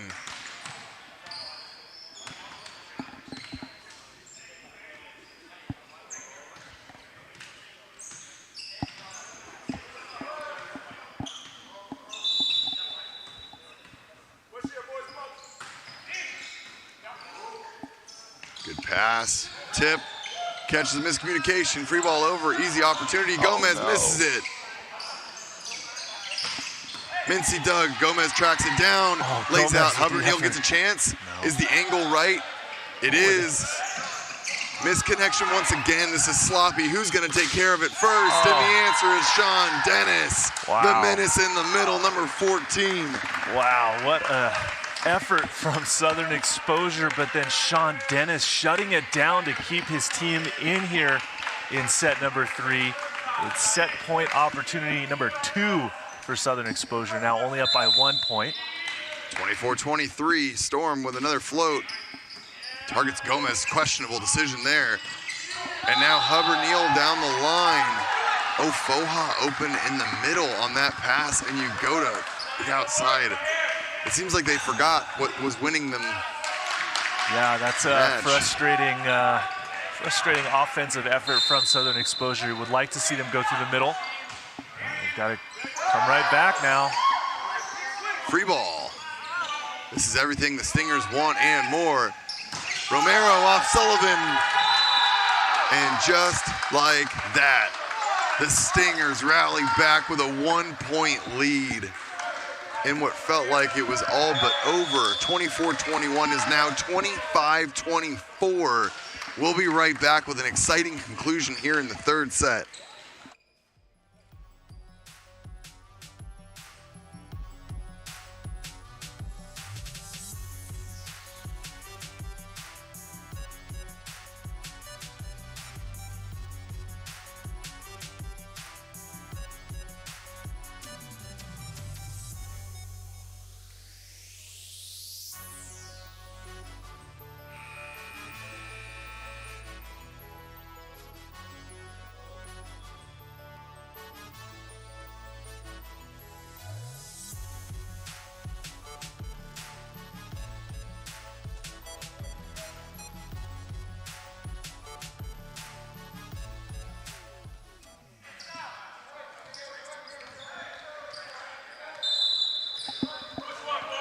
So, Matt, we'll see if Storm can continue the run.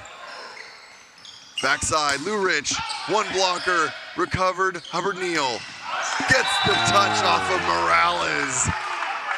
Well, he was determined to take that right one back at Dennis. Ira, Nick, Noah, when will Southern Exposure run a set through the middle here at this point of set number 3? They've been doing it all match long, and they haven't gone to them so far now, especially in crunch time. Seriously. Oh, man, this is out of system. And Oval's the only option. Triple block, gets the touch, reset. Into the middle, Dennis swats at it. One-handed dig from Gomez. Lurich, step close. Mency gets the dig. Out of system will be the set. And the block will be the answer. Ofoha, Lurich, the dynamic duo. Well, that is the block point Southern Exposure needed to give them the advantage back. Now 26-25, another set point opportunity.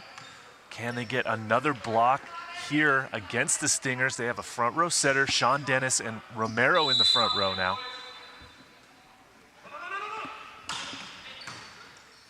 Sets off the net.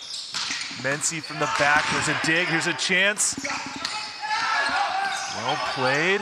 Second chance for Hubbard Neal, but he misses the hands, no touch indicated. Hitting error. Southern Exposure talking about possibly challenging. Looks like a net violation, perhaps. I could not hear what Sullivan said. He said something that, hold please.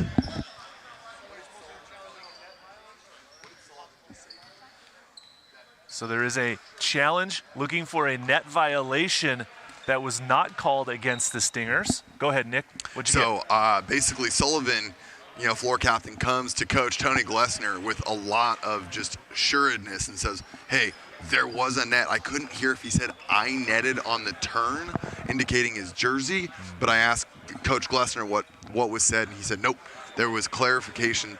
Sullivan saw a net, or is quite sure he did. Now, the impact here, this is their third challenge. If they lose this one, they're out.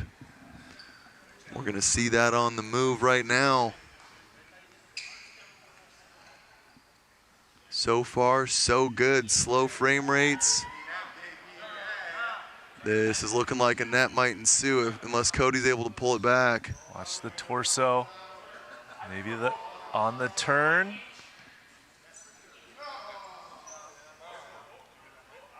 And there it is. In the net at the bottom is number 7, and that's going to be in the net. A good challenge from Exposure.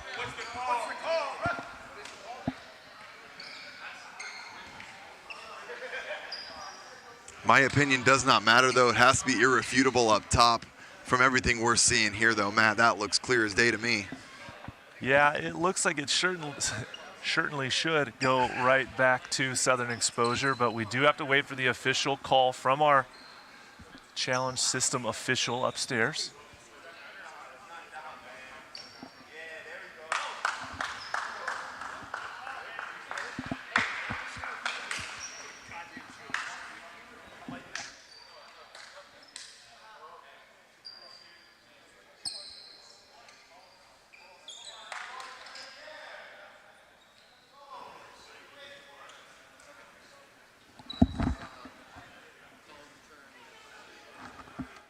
And there it is. We hear it from Pat Bradley. Call confirmed. Net violation. Sean Dennis incredulous to it. As clear as day, though. Cody, you could tell from the move. Like, we've seen this move enough. You could tell from the jump, basically on that move, his body was going towards the net. It's right. Yeah. You didn't have to. We didn't have to wait even to see when he was going into it. It was pretty clear he was going to hit it.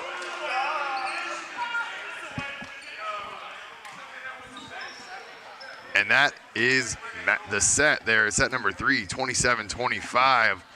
A good challenge to end it. Good usage there by Exposure. They now lead 2-1. We'll be right back on a bit of a nail-biter ending there. Yep. Don't go anywhere.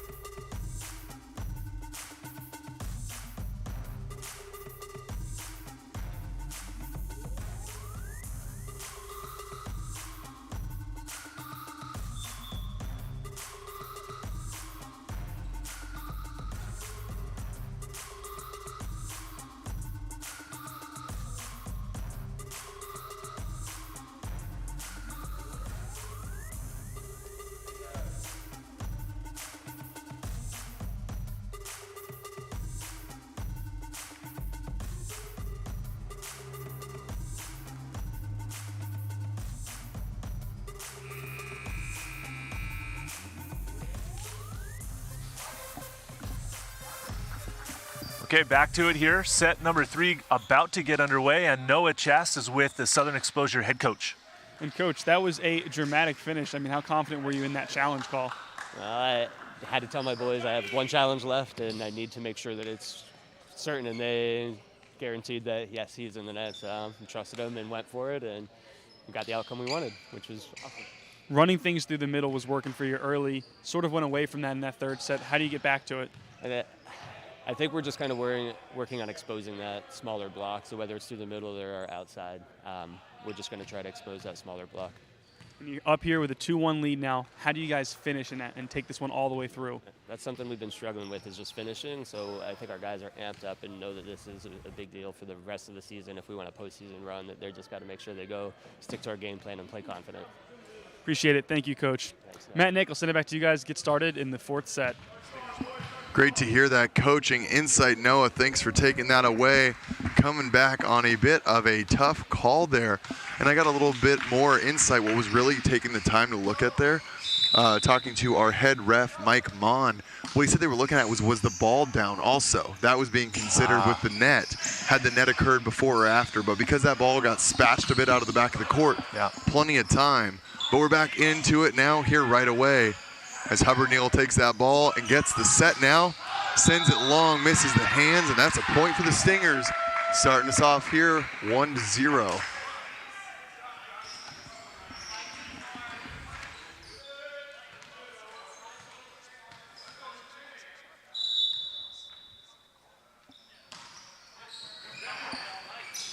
Quick set to Ofoha, thank you. Going back to the man that was so effective early on.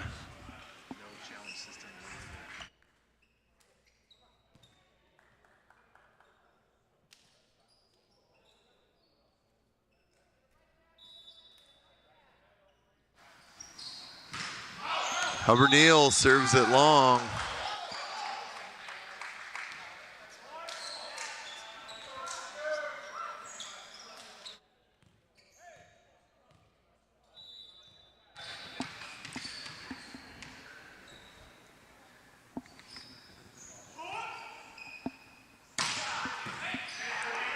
Big serve.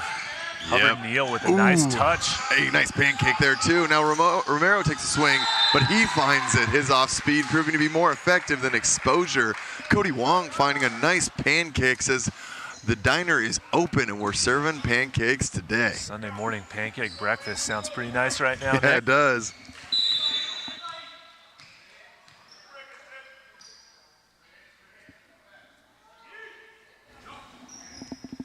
Romero puts some heat on that one. Tight pass, perfect run. Nice block touch by Rohina to slow that down. Mincy swings, puts the pressure on it. Ofoha takes a lap after getting used on that one. I think you see a little frustration carrying over from that ending of set number 3 by Mencia and Romero. Coming out with a good start here and a 3-point lead in set number 4. Romero, big jump serve, lays out as Johnny Gomez.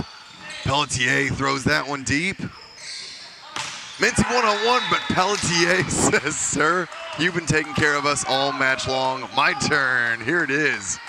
Nice shutdown block. Yeah, nice move by Pelletier that time to get that one-on-one solo stuff down against Mencia.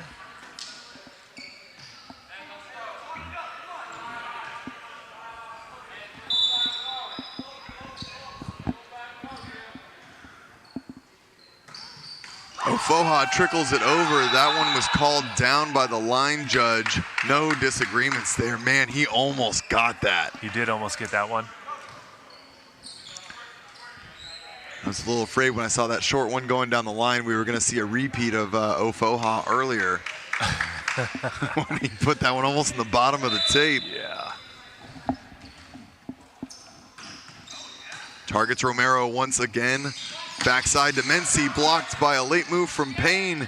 They go back, and this time he swings off of the defensive effort of Sullivan. Set him back and let him run it back. Nice job by number 9, George Mencia. Mincy, just the complete competitor, right? Doesn't need to scream or yell, just that silent assassin look through the net really after he is. gets a kill. Short off the tape. Pelletier throws it down. Wow, what a great movement.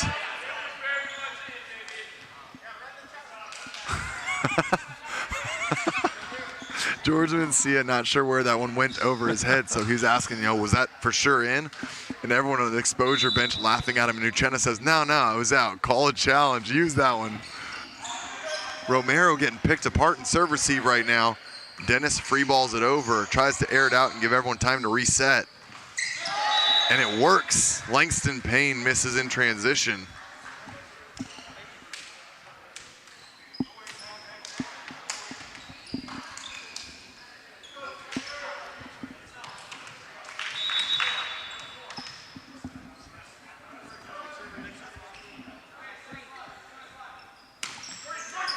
Ooh, good adjustment by Hubbard Neal. And a better adjustment by number 7. The setter for the Stingers, Cody Wong, says take it back. Cody Wong doing a great job with his block so far today. I think that's his 3rd or 4th block point of the match. And just because he's a little undersized at the net doesn't mean he can't be technically on point. You get that stuff down. Yeah, block number 3 is one of the shortest front row players, proving not to be an issue at all. But it speaks to discipline. As big as these guys are, by the time the ball travels across the net, if you can cover up, within 8 inches to a foot over the net well and sound, you're going to get a lot of block touches or meaningful blocks, and effective there. Out of system, not the pass the Stingers are looking for. Nice bump set from Mency and a great use from Storm. Triple block, no problem. So tricky is Storm. That's a very nice attack off the block. Once again, all 3 of the outside hitters for the Stingers are very good at that, at that shot.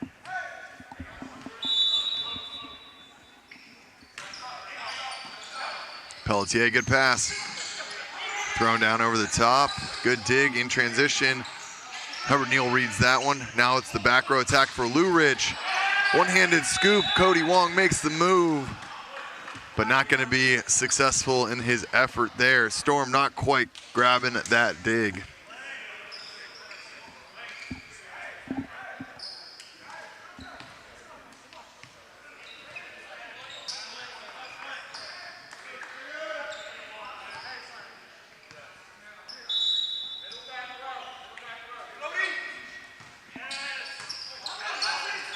The tough bit of passing continues.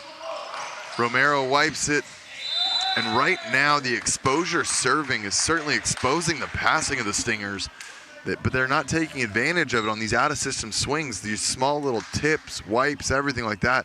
The Stingers are just making the block look easy right now. Yep, doing a nice job. Stingers off to that 3-point advantage.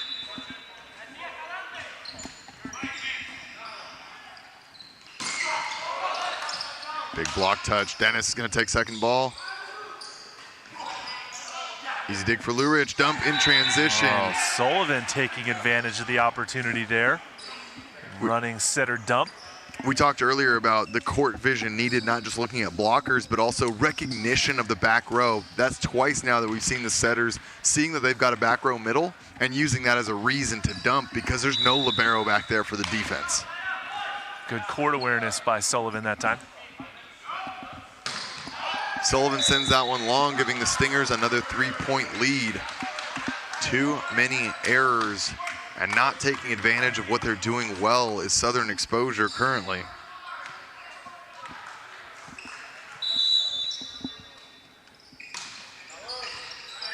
Good pass from Gomez. Can they go to the middle? No, they cannot. Lurich is the option, but tips it over. Mency, Doug. Pelletier. Overpass, good deflection on the block. Bit of a misconnection here and there. Pelletier lays out in the back line. Sullivan tries to find Hubbard Neal, who gets a good swing off his back foot. Romero dug by Gomez. Lurich swings it over. Storm gives them a ball to use. Mincy takes a swing. Doug swung into the corner of zone 1, and George Mencia proves to be the unstoppable veteran on the right side. Yeah, he certainly does.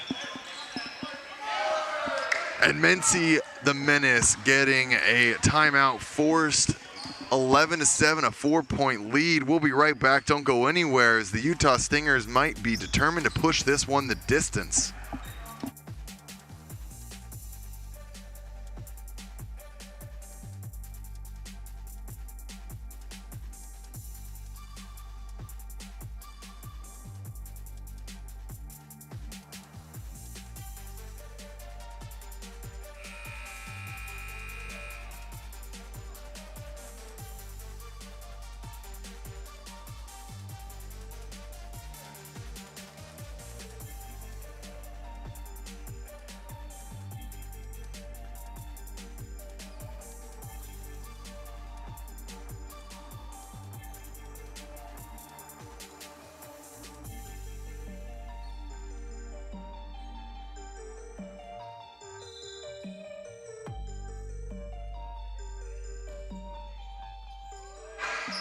Blue Ridge bailing out a bad pass from Hubbard Neal, and a free ball means Stingers are in system. Rohina finds that one through the tape. Ofoha finds the line.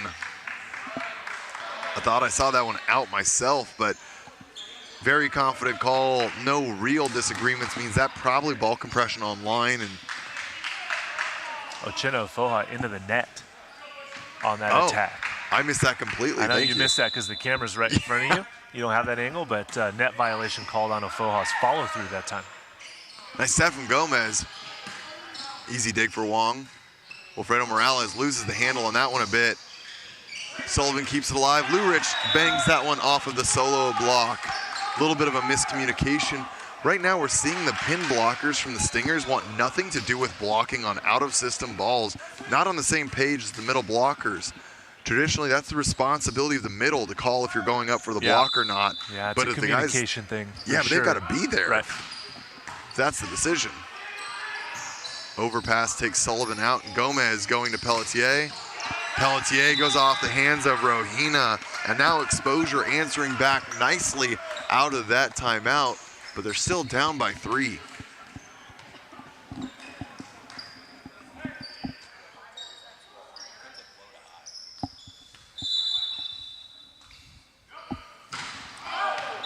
The serving troubles for the blue and pink continue.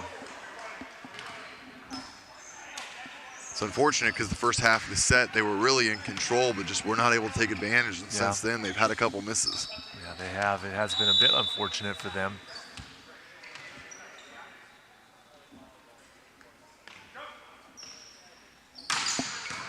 Great serve, gets the overpass, easy reset. Now Romero gets the back row swing.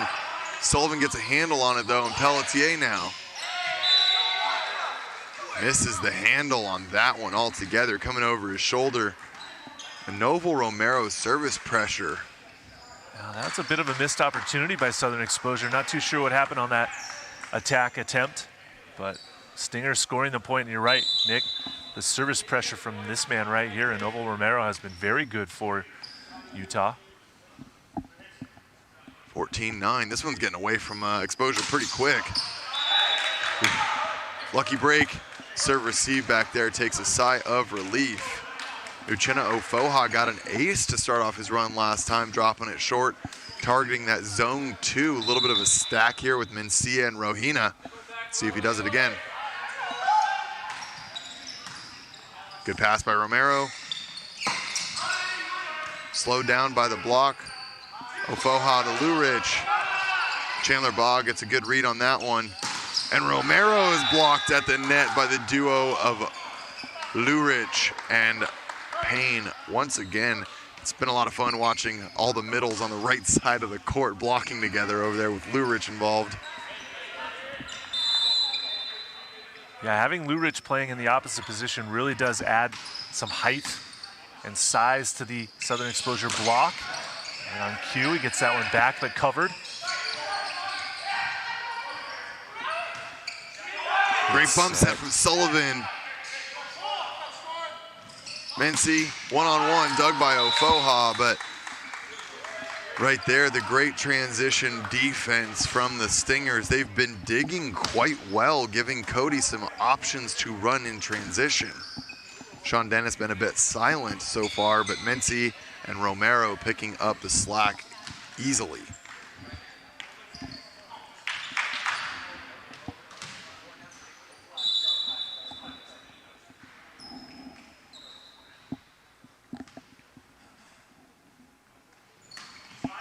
Float serve short.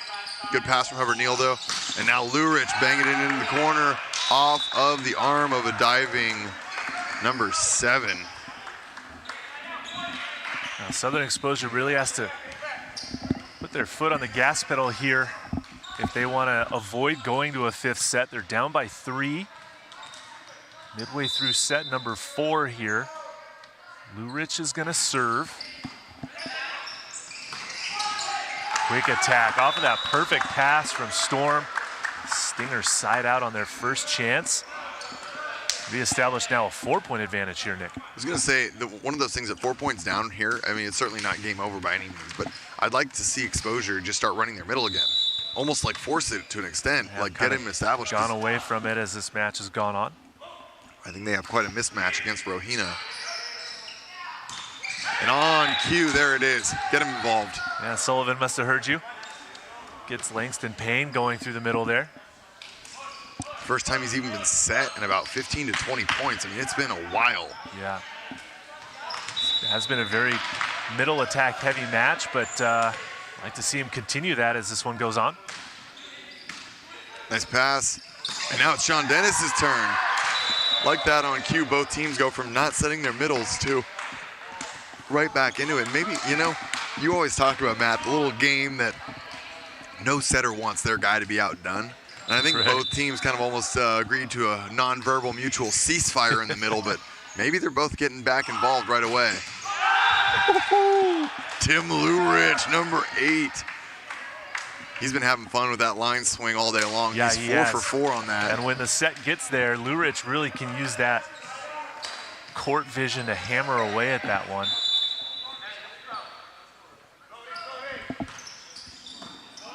Nice pass by Baugh. Storm with a misconnection. Payne to Hubbard Neal, blocked back but covered. Uchenna D-ball means Lurich has to free ball that over. Missed pass, maybe a missed opportunity. Tip over the top. Exposure sort of running around there, not able to get their defense set up to recognize that. Seems like both these teams are so in control until one of them isn't, and then neither team is at all, and just a tip battle ensues.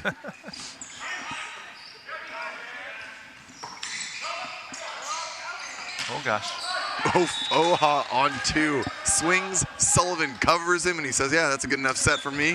Takes another rip and catches Dennis in the backcourt. Yeah, Pelletier almost got caught underneath of Voha's midair. That's what I was a little afraid of there. Uchenna scores the point. Sullivan will serve.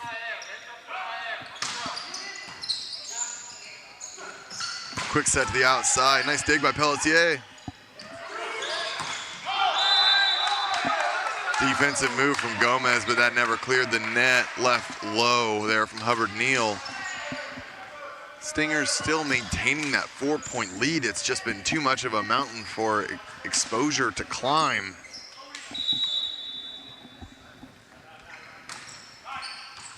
Nice pass by Hubbard Neal to the middle. Ofoha dug by Cody.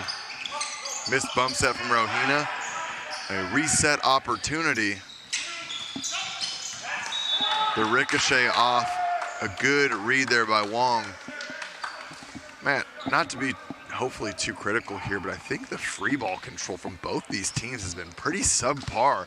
The amount of free balls coming over, they're not getting the in-transition swings. I agree with you, Nick. A little suspect on that free ball pass. You really got to take advantage of it, and when you don't, you're really only hurting yourself. Huge block by Pelletier, and the Stingers trying to make it happen. Big move there, the ball going through the net. Mency looking for the net call, but Ofoha absolutely getting a hold of that one. Even Mencia gives a cheeky smile back to Ofoha. Just looking for any call I can, got to play the game. Yep. Hubbard-Neal, tight pass from Baugh. Mency tips it over the top. Sullivan reaches outside his body, but no one following that up. He almost set a screen there on some of the guys that were closest so they couldn't get over him. Tough break, because that would have been a point to bring them back within 1. Instead, they're now down by 3 with one of the best servers for the Stingers on the service line. Quick chance to clean up some sweat there from Sullivan laying out. But Matt, feels like we're looking into the headlights of a potential set 5 to start day number 3 here. Yeah, it certainly looks as if that might be the case, Nick. And you know what? I don't mind it, to be honest. No, this has been a fun match. This is good match. volleyball. These two teams very evenly matched, playing some good physical, volleyball here. Play resumes, and Romero wastes no time. Sometimes wiping that floor down maybe cools the guy down in his rhythm, but Romero, deep breath, centers up and gets after it. Forces a timeout now, and Exposure trying once again to maybe ice Romero and give themselves a chance. We'll be right back.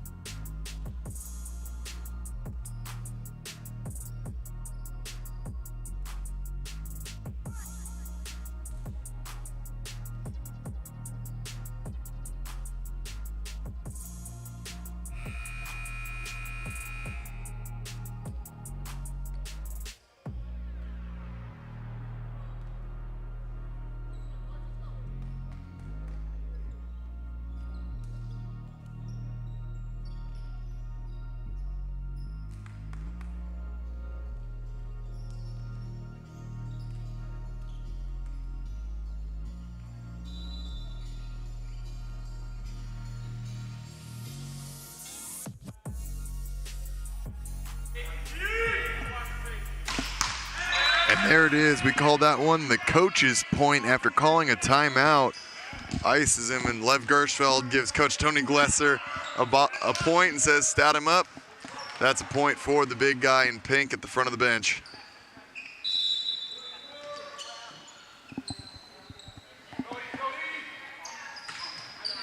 Ofoha attacking Romero.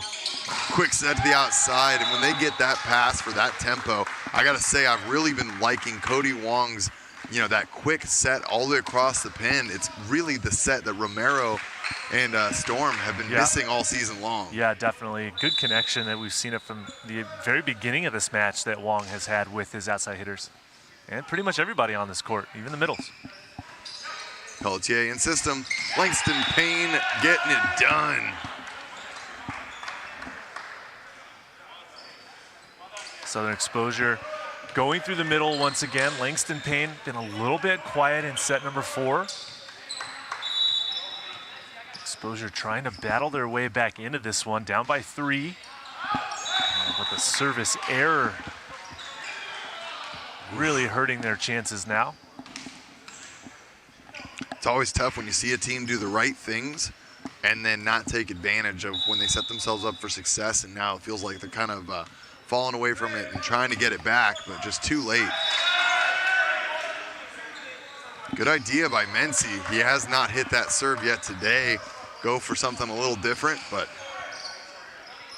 leaves it just a tad too short.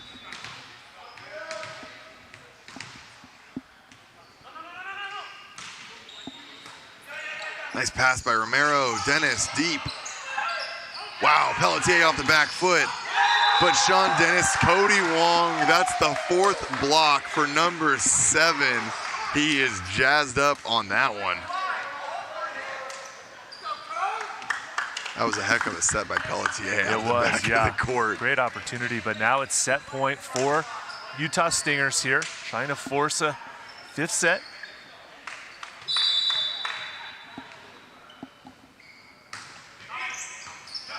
Hubbard Neal answers back with a good pass. Blue Ridge, line dug by Morales. Miscommunication. Good to go. Free ball opportunity, but once again, Matt, that's the same thing I've been talking about. It's a free ball, and it's going to the 10-foot line, so the only option is the outside. It's just not acceptable. No, it's not. It's got to get tightened up. I kind of let it go for the first couple, and I've just been watching it happen more and more. And now you're tired of seeing it. I'm tired of seeing it. Especially with how good these middles have been. That's when they should be getting run every time. Storm blocked back by the duo of Hubbard Neal and Uchenna Ofoha, 22-24. If nothing else, the resurgence here from Exposure, very important. We saw the same late game run from the Stingers, but they were not able to steal it back. Can Exposure do that here now? Simple answer, no. Instead, we're gonna serve a float serve long. You get to make your bed and lay in it too. Oh, that's unfortunate, but Stingers will rejoice. Get a chance to take this one in 5. Be right back.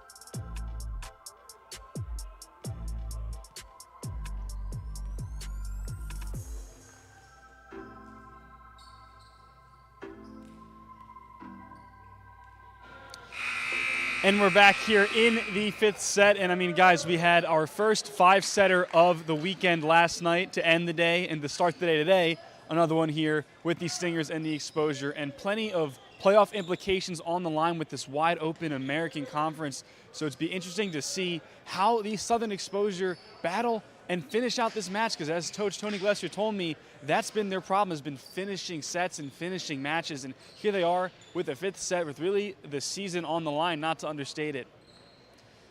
Nick and Matt, let's take it away. Always appreciate the man on the sideline, Noah, just dropping knowledge. Good to see what both of these teams are bringing, because I think this was kind of one of those big question marks. And to be honest, this is extremely important on the American Conference side. It is. Yeah, there's very big implications happening here.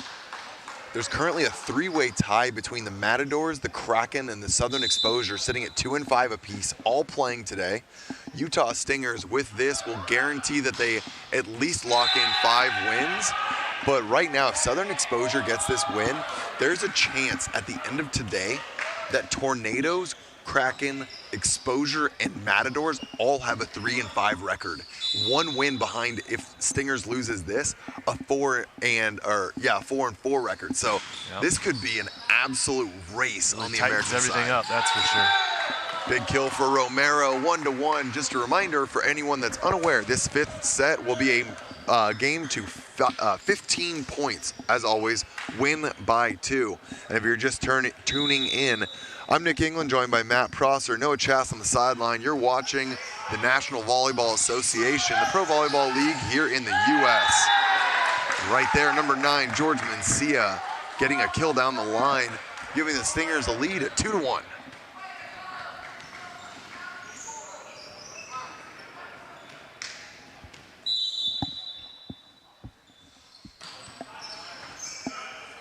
Good pass by Hubbard Neal. Lurich one-on-one, nice dig, and it's kept alive. Free ball, make it easy, there it is, goes backside. Lurich once again repeats the same swing, this time too much heat to handle. I like that setback there from Sullivan. Langston Payne doing his job getting up in transition so that he's able to hold Rohina in the middle. That's what it should be on that opportunity. Langston Payne in set number 4 with a missed serve and then picks up directly where he left off. Too many missed serves from Southern Exposure here, especially in the second half of this match, let alone the beginning of set number 5 here. We're looking at one of the, we were looking at the stats between sets here though, Matt, and we saw one of the most ridiculous stats that we have seen. Southern Exposure have 25 terminal blocks statted. That means they won a set through blocking alone. See if they can continue that here off the backs of Lurich and Ofoha. Nice dig by Morales. Ofoha swings again, and in transition, Southern Exposure returning to what gave them so much early success, and that is the big man in the middle, number 12, Uchenna Ofoha. If I'm Southern Exposure, I'm jumping on Ofoha's back and letting him take us all the way home here. And he's big enough to carry all 5 with him. He's big enough and strong enough, certainly. Storm bringing the hammer. Nice high line swing there. That could be the difference, though, for the Stingers. Is their outside attacking? It's been at a very high percentage all match long, and Southern Exposure has not done the best job stopping them. Yeah, you couldn't be more right. Also, the outsides from Exposure not contributing offensively the same way either, so bit of a mismatch so far. Lurich kind of sporadically covers himself there, loses the handle off of a nice double block on the side of the Stingers, who have now statted 17 blocks.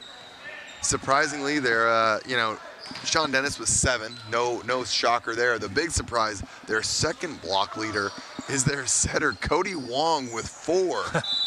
That's a bit surprising. Yep, doing a nice job so far.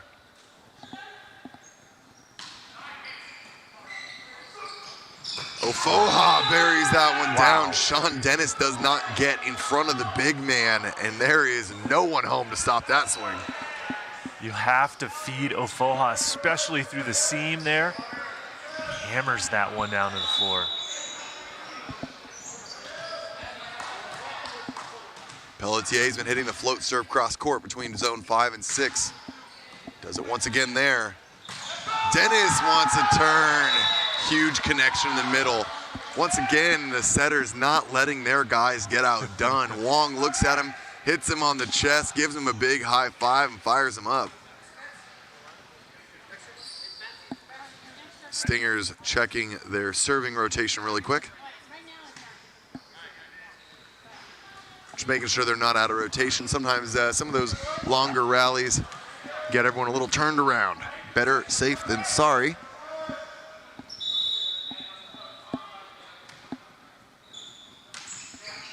Short float, good pass by Gomez. Low set to Uchenna there, but the man wheels, deals, and scores the point. 3 kills in a row. I love that they use him one more time before he goes back row. Down by 1 point. Ofoha a bit high and low on his serving run. See if he can just keep him in, let the guys play right now. Dennis swings deep. No, touch called.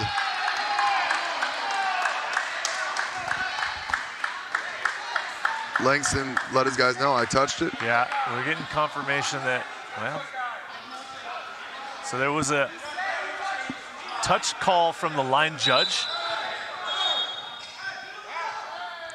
Now we're going to get a challenge come in from Southern Exposure. And I do like that this challenge is being used here in set number 5. It's the only one that they have. Yeah, so a quick clarification here while this unfolds. So even though Southern Exposure still had one coming into the 5th set, it doesn't matter. However many you have at the end of the 4th set, those are wiped out and you are given one challenge in the 5th set. Same rules apply. If you get it right, you keep it. You get it wrong, you lose it. So this one is very, very valuable. So that's why there was so much communication trying to happen rapidly for Southern Exposure to verify what the call was and decide if they're going to challenge or not. Going down by 2 could be tough, where if they get this right and go 6-6, they're going to be in a good spot. And now we're centering up this, and that is well over the top. Pretty clear view of that one. No change on rotation and ball, well over the top, and that's clear as day. Langston Payne, but that's exactly why you have to trust your players. That's why they needed to have the communication. Precisely. And a freebie.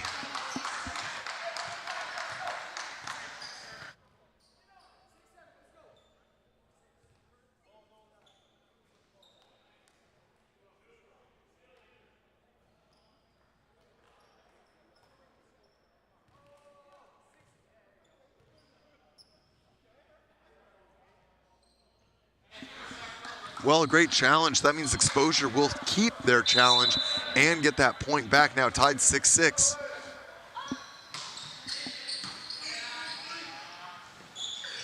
Missed communication.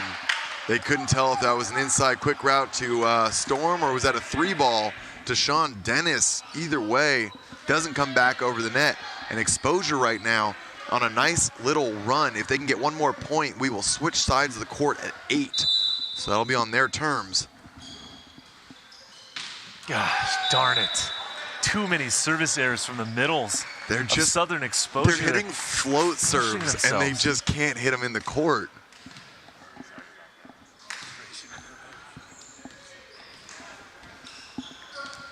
You know, Matt, we both feel that one. You coach some of these guys. You were middle yourself. We just feel that one real personal. Yep.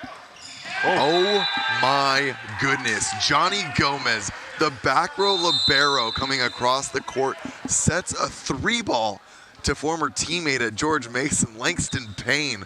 They might have done that one before in their college days. That was quite the show of athleticism. Set the middle, let him fly, get up there and score the points. Here we go as the team switch ends. It's 8-7 Southern Exposure. Set number 5. Such a battle here on Sunday, Father's Day morning. Yeah, this is a great way to start the day. Man, it's matches like this that I feel so lucky because we just get we get front row seats to all these.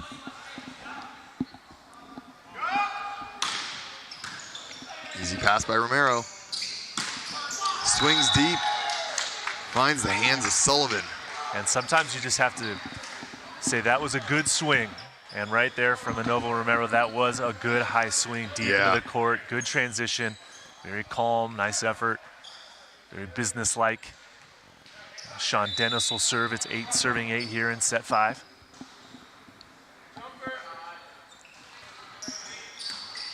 Overpass.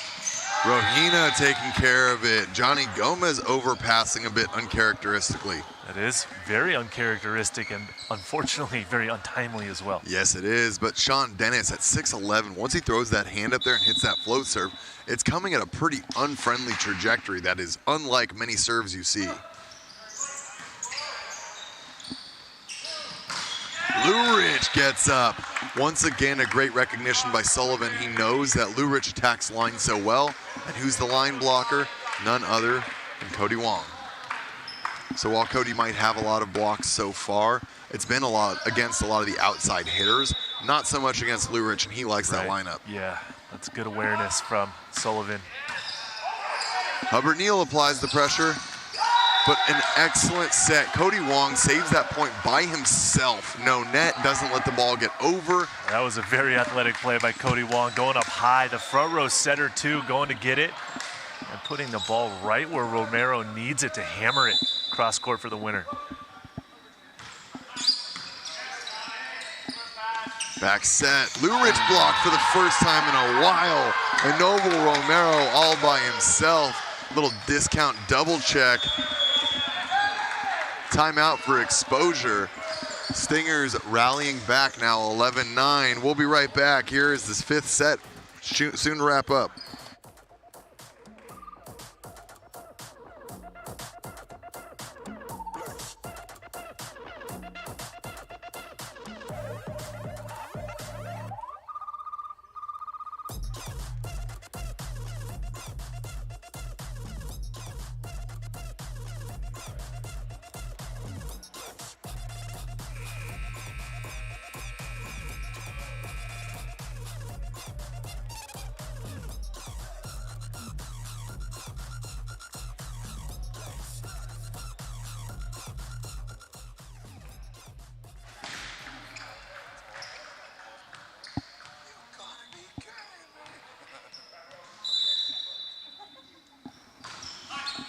Float goes long. Cody Wong misses that one by a pretty healthy margin. Coach point. Coach's point right there. Tony Glessner 2 for 2 on the last timeouts, getting the missed serve after he calls that timeout. Lev Gershfeld now coming in to serve. He sat on the bench for 5 full sets, coming in cold, and I still think it's a better option than having Langston Payne serve again. Oh, ouch. Hits the jump serve. High hand touch. Pelletier managing. Kept alive by Storm. Uchenna ready for it, and this has got to go.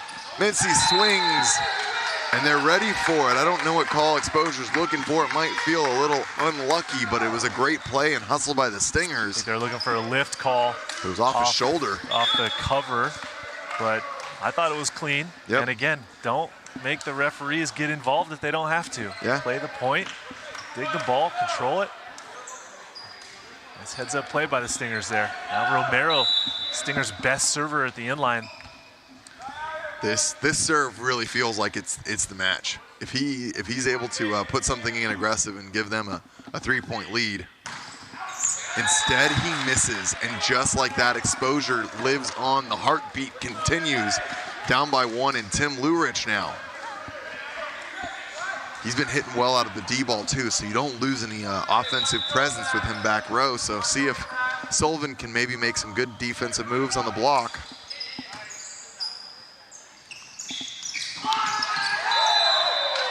Tip over the top. The awareness by Storm to see the open court and tip that ball over the block and down. At such an important moment, Southern Exposure can't get there. Right here. You got float, inside. Pelletier gets the touch. Ofoha gets the target.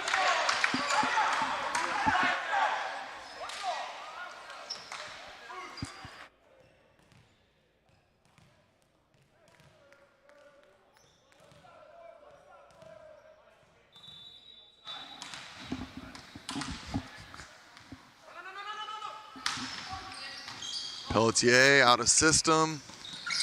Mincy blocked back in, and there it is. Ofoha getting what I believe is his 13th block and of the match. To the crowd too. Little fan support. Tied at 13 points apiece right now, Nick. Are you kidding me? This is as good as it gets. Both teams just throwing haymakers right now. Let's not forget that I picked Southern Exposure to get the victory and against my 3 counterparts here. So a lot on the line, and there's a stop down for Tyler Hubbard-Neal. Oh my goodness, clutch players make clutch plays. Tyler Hubbard-Neal wanted that one bad. Huge block for Southern Exposure. The Stingers call their timeout. Now down by 1, and it'll be match point for Southern Exposure after the timeout, Nick. Number 1 on his jersey and number 1 in the hearts of fans in Orlando right now.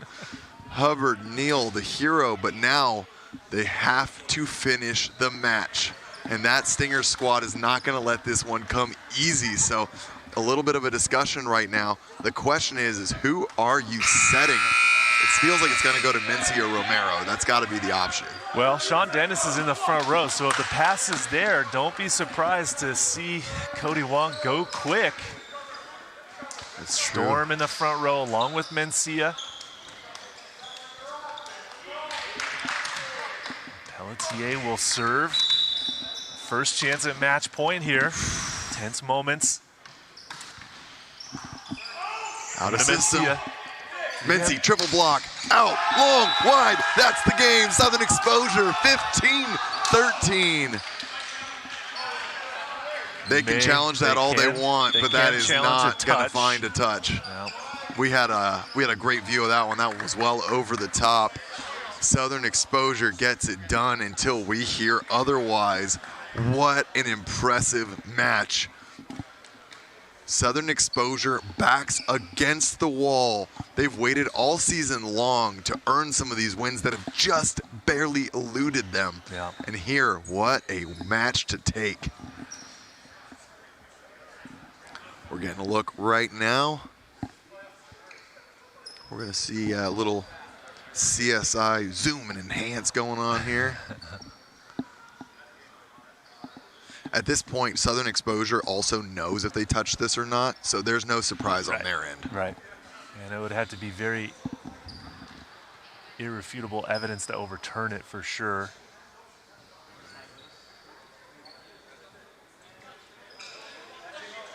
That angle is going to be hard to tell, but there should be someone from the in line.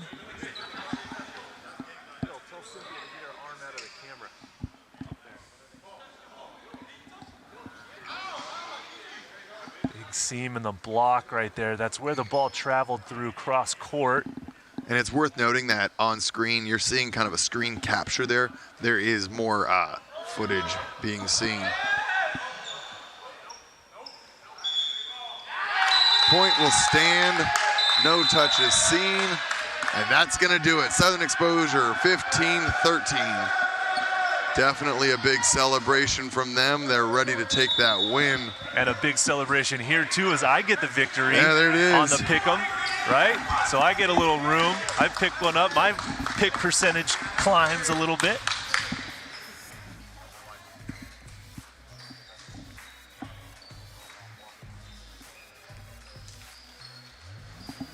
What a match to start the day off here, Nick. That was impressive. Wow. Just as expected, an extremely hard-fought battle between those two teams. Evenly fought battle. We're waiting on some final statistics.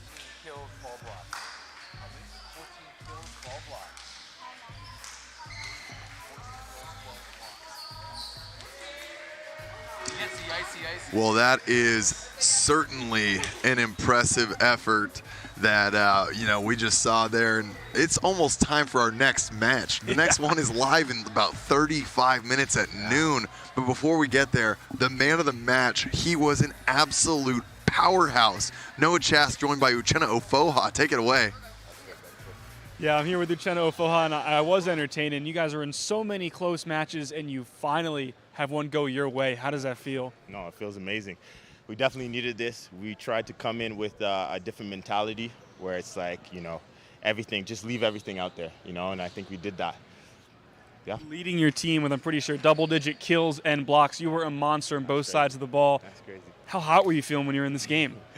I don't know. When you're in the game, you don't really think about, stats like, how much am I at? So I didn't really notice, to be honest. But, no, again, at the end of the day, it's my teammates, None of this would have been possible without my teammates, On the outside, Tim, my boy Ty coming in, you know, everybody here, everybody, Johnny making big digs, you know, Langston out here, and my setter, of course, you know, everybody's contributing. So, yeah, this is not me, this is us. We won this, so that's good.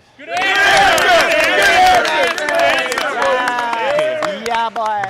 My dog. Myself, Nick, and Ira, we all picked the Stingers, and you heard us make that pick. Did that inspire you? Did you know people were doubting you in this match? Yeah. I like to play with a chip on my shoulder for sure. It's a lot funner that way, you know. But yeah, I definitely heard you guys for sure, and I definitely kept that in mind, you know, for like the first set, and then I just forgot after. So, yeah. Playoff hopes and chances well in reach now. How does that feel knowing that you have a shot to make the playoffs and make a splash? No, it feels great. I don't think if you ask any one of our teammates, I don't think any one of us had a doubt. We've been in these type of situations, especially last year being Final Four. So we like to be the underdogs, to be honest. I think we were comfortable being the underdogs. So, yeah, I think we're just going to keep getting better and better. You know, one game at a time, though. Yeah. Uchenna Ofoha playing with a chip on his shoulder, maybe inspired by us in the broadcast booth, but it turned out a great product, and he played amazing. I'll send it back to Nick and Matt to close it out.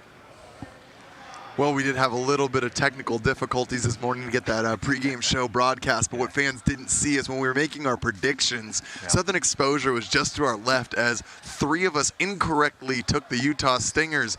Matt, making up some ground over here. A little bit, yeah, I'll take it. Shook the Magic 8 Ball this morning, and it was coming up palm trees, sunny beaches in Orlando Exposure. Went with the gut, and, you know, got to get that win percentage a little bit higher here sometimes, and that was an opportunity that I took and paid off for me. So thanks, guys. Yeah, it was a heck of a performance. Ofoha, 14 kills, 12 blocks, won a set by himself with 26 points.